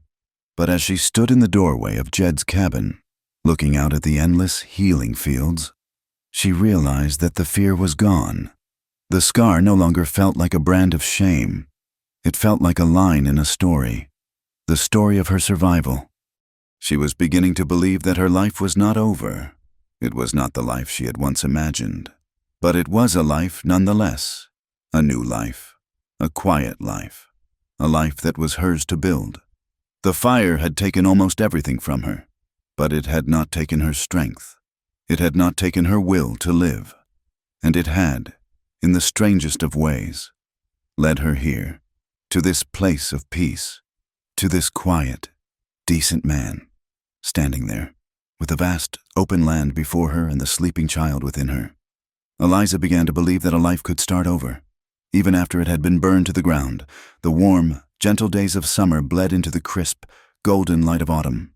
The grasses in the high meadows turned from green to a pale, shimmering gold, and the aspen trees in the distant canyons set themselves ablaze in fiery shades of yellow and orange.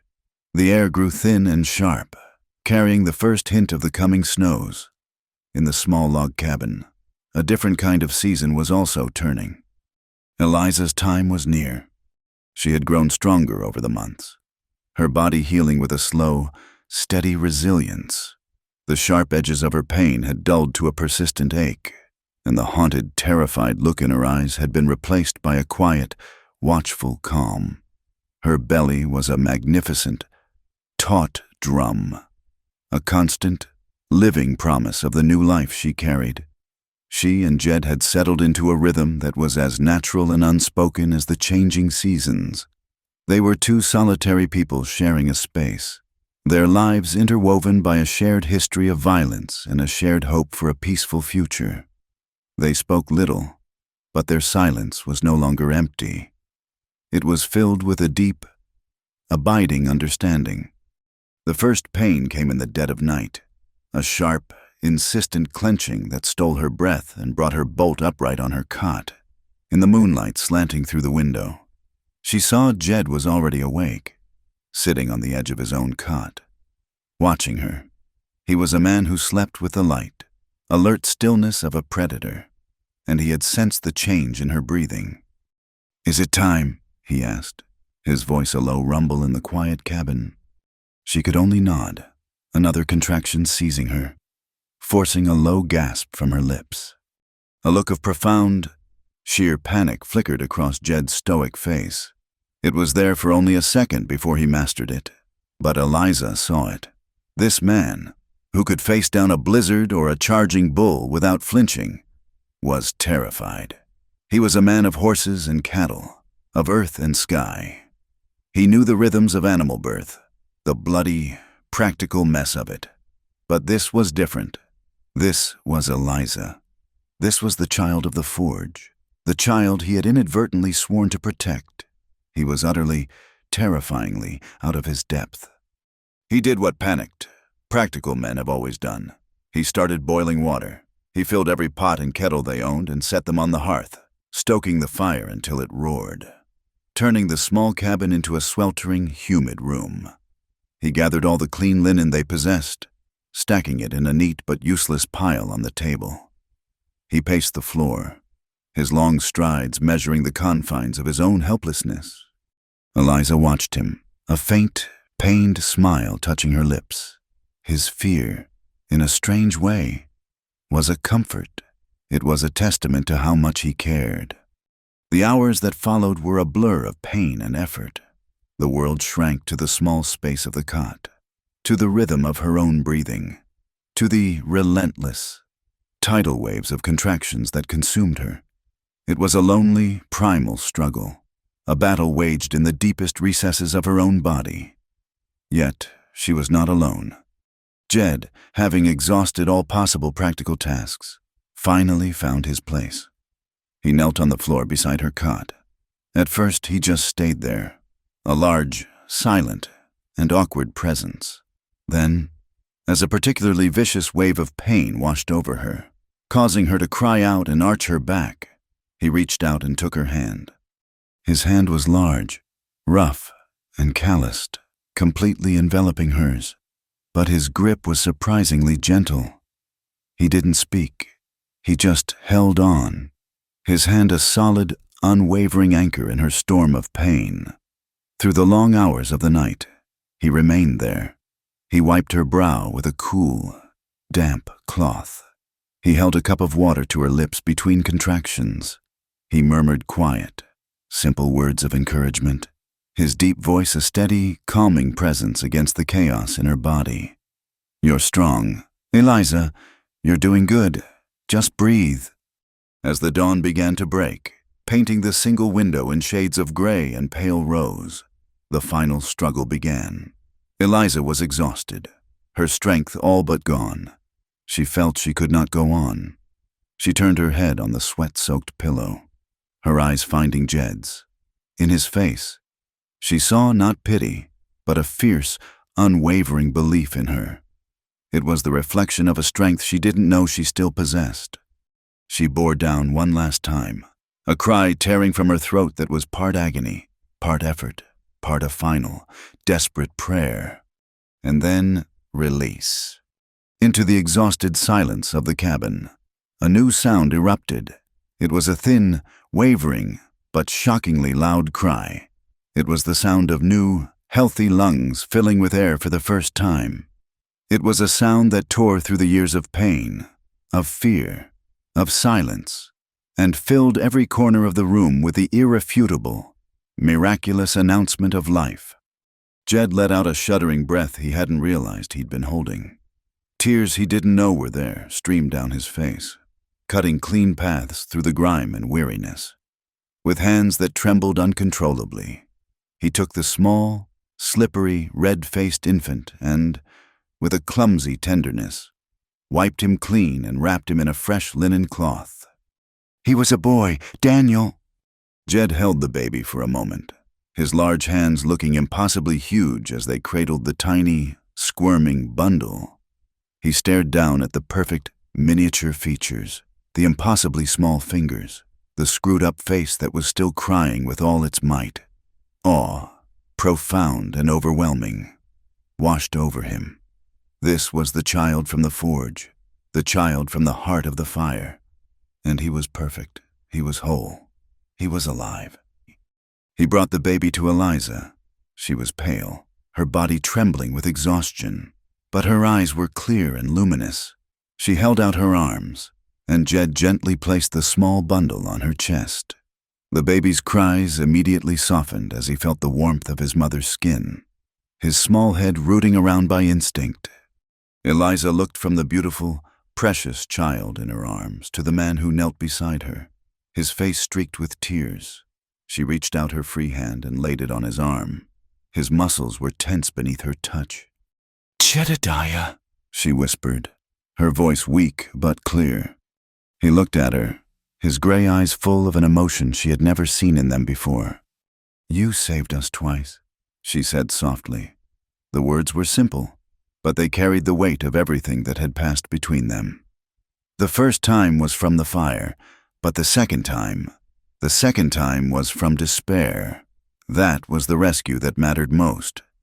Jed couldn't speak. He could only nod, his throat thick with emotion. He squeezed her hand, a silent acknowledgement of her words, a confirmation of the unspoken bond that now connected the three of them forever. The seasons turned again. The first snows fell, blanketing the high country in a world of white, silent beauty. The small cabin became a warm, self-contained world, its life revolving around the needs of the new baby. The days were long, the nights were short, filled with the cycle of feeding and changing and the sound of Daniel's crying. They fell into the easy, unspoken partnership of parents. When the baby would cry with colic in the dead of night, Jed would be the one to rise. He would walk the floor with a small, wailing bundle held against his massive chest, his deep voice humming a tuneless, rumbling melody that, more often than not, would soothe the child back to sleep. Eliza would watch them from her cot, her heart aching with a quiet, painful joy. As winter gave way to the green thaw of spring, Daniel grew. He was a happy, healthy baby, with a tuft of dark hair and his mother's determined eyes. He learned to roll over, then to crawl, exploring every corner of the small cabin with a tireless curiosity. The summer he turned 1 was a summer of discovery. He was a whirlwind of motion, his newfound ability to crawl having given way to a wobbly, determined effort to walk. He would pull himself up on benches, on the legs of the table, on Jed's own sturdy boots. He would take a few triumphant, lurching steps before tumbling onto the soft animal hide rug on the floor, only to push himself up and try again. His first steps were taken between them. He had launched himself from the safety of Eliza's arms, his face screwed up in concentration, and tottered the 3 feet across the floor into Jed's waiting, outstretched hands. Then came the words, simple, babbling sounds at first, that slowly began to take the shape of meaning.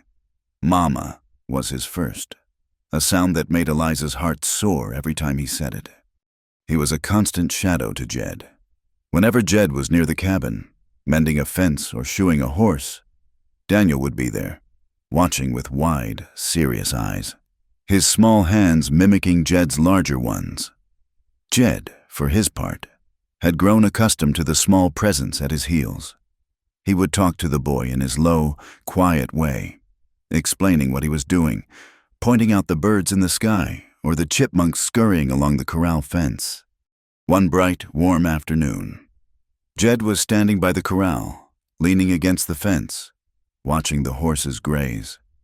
The sun was warm on his back, and a gentle breeze was blowing down from the mountains, carrying the scent of pine and wildflowers. Daniel, who had been playing in the dirt nearby, toddled over to him. He grabbed onto Jed's denim-clad leg to steady himself, his small hands barely fitting around the thick fabric. Jed looked down at him, a faint smile on his face. Daniel looked up, his face tilted toward the sun, his eyes bright and clear. He pointed a chubby finger at Jed's chest. "Papa," he said. The word was perfectly formed, clear and unquestionable. Jed froze. The warm afternoon breeze felt suddenly cold on his skin. The sounds of the ranch, the nickering of the horses, the buzzing of the insects, the sighing of the wind all faded away into a roaring silence. It felt as if the entire world had stopped turning, holding its breath. "Papa?" The word was a physical blow. A key turning in a lock he had forgotten was even there.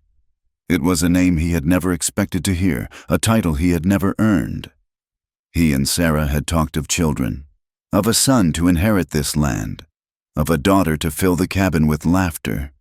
But the blizzard had buried those dreams along with his wife. He had made his peace with being alone, with being the last of his line. And now this child of fire and sorrow, had looked at him and named him. He hadn't claimed the boy. The boy had claimed him freely, simply, absolutely. He felt a great painful cracking inside his chest, as if a wall of ice that had surrounded his heart for 5 long years was finally breaking apart. The grief for Sarah, the guilt, the loneliness, it all seemed to melt away under the warmth of that single, simple word, washed away by the innocent, trusting gaze of the small boy holding onto his leg. He slowly knelt down. So he was on eye level with Daniel.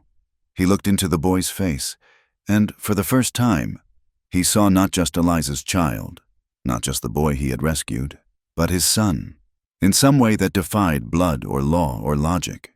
This was his son. He reached out a trembling hand and gently touched the boy's soft cheek. A wave of love so fierce, so powerful, so completely unexpected, washed over him, stealing his breath and blurring his vision with tears. His heart, which he had thought was a dead and silent thing, felt as if it were melting, dissolving into the golden sunlight and the warm mountain wind. Years passed, layering the land in new seasons of snow and wildflower, sun and frost. The ranch in the high basin became a world unto itself, a sanctuary governed by the rhythms of the earth and the steady, quiet work of its 3 inhabitants.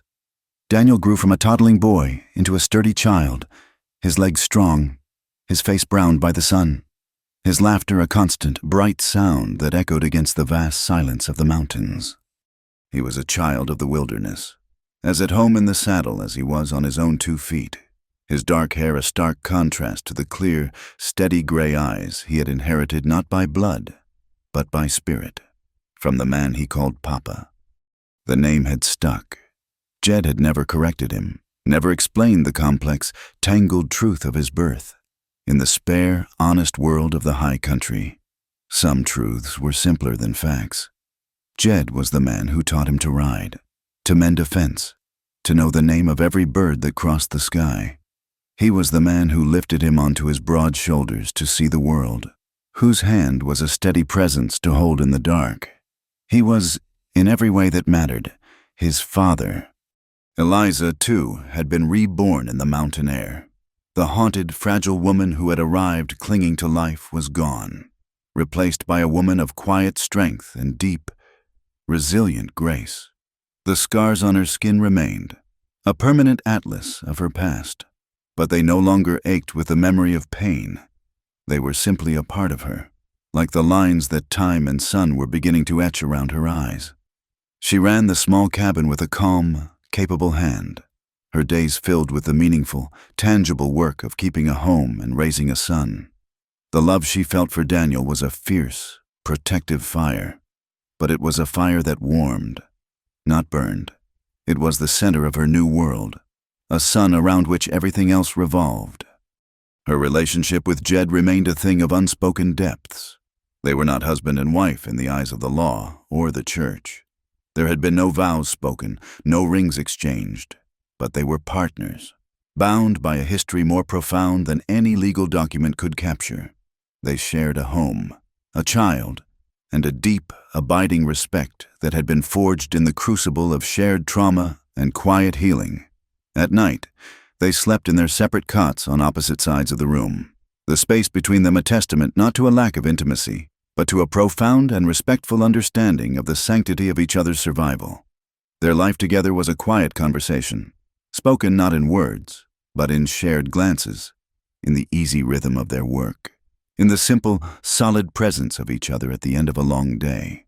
One late summer afternoon, Jed announced he had to ride down to Redemption for supplies.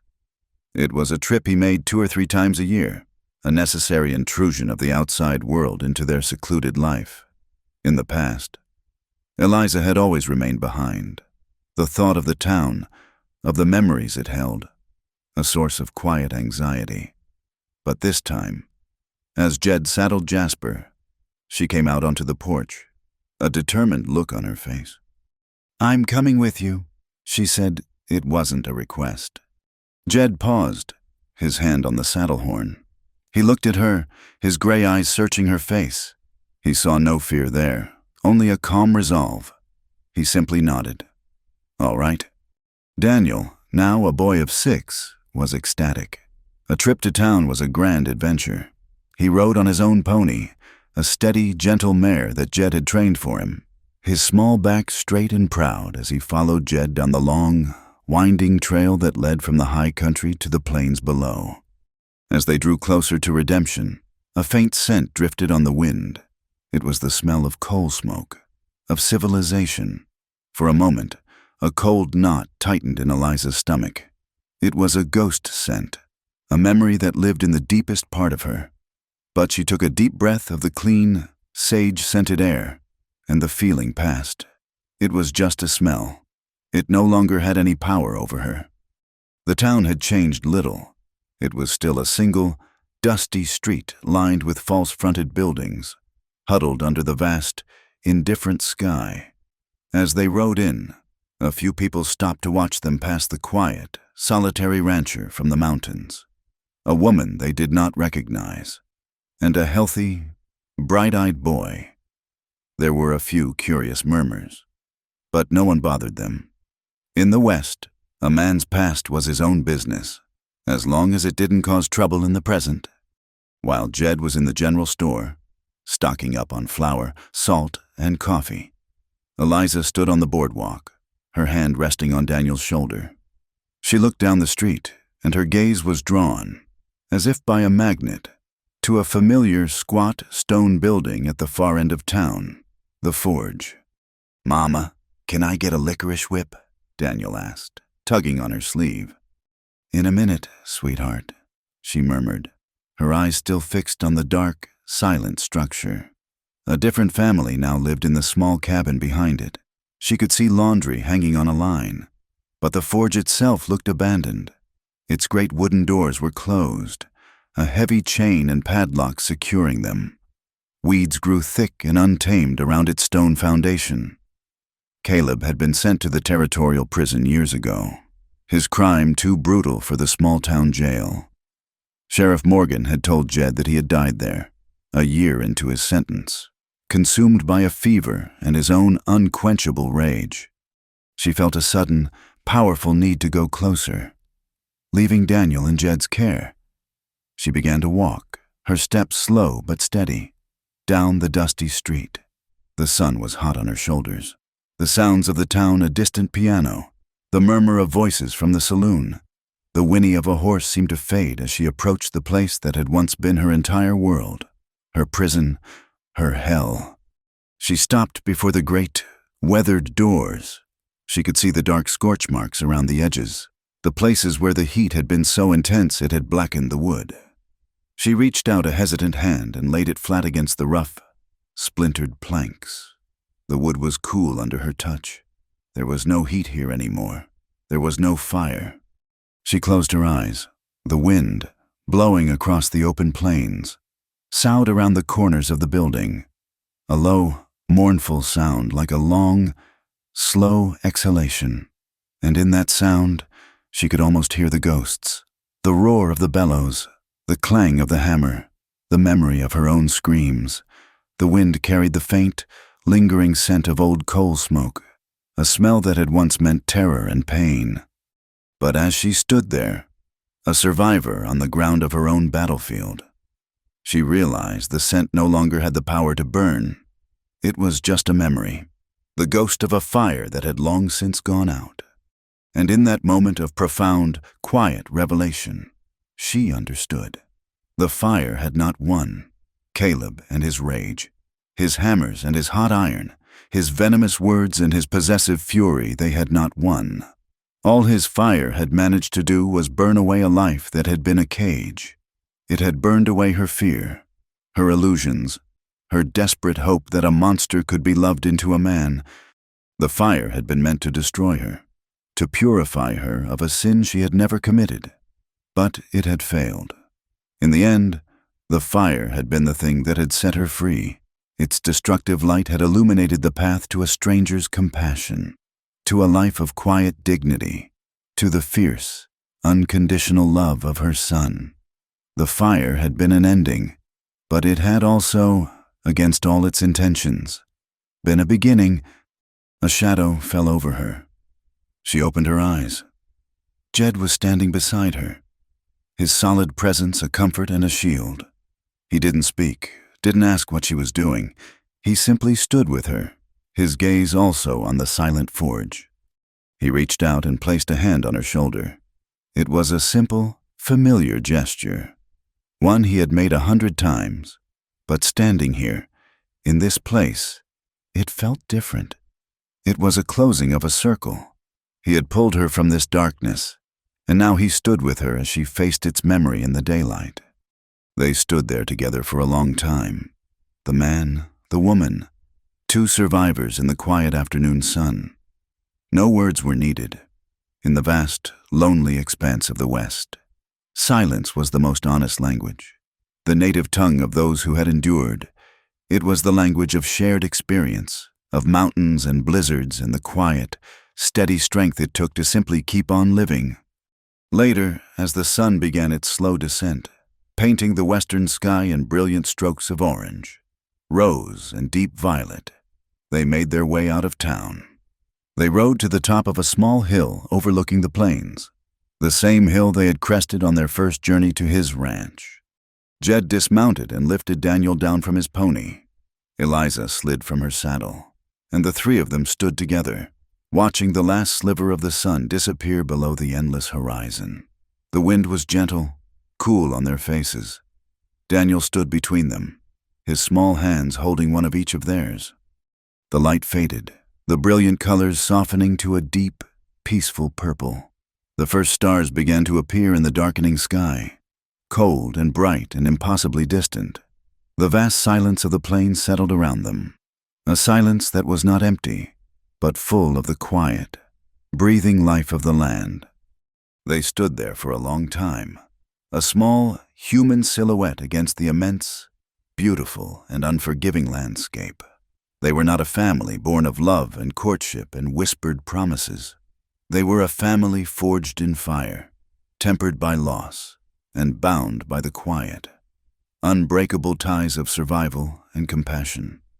They were three souls who had been brought together by the worst of what a man could be, and had, in turn, created the very best.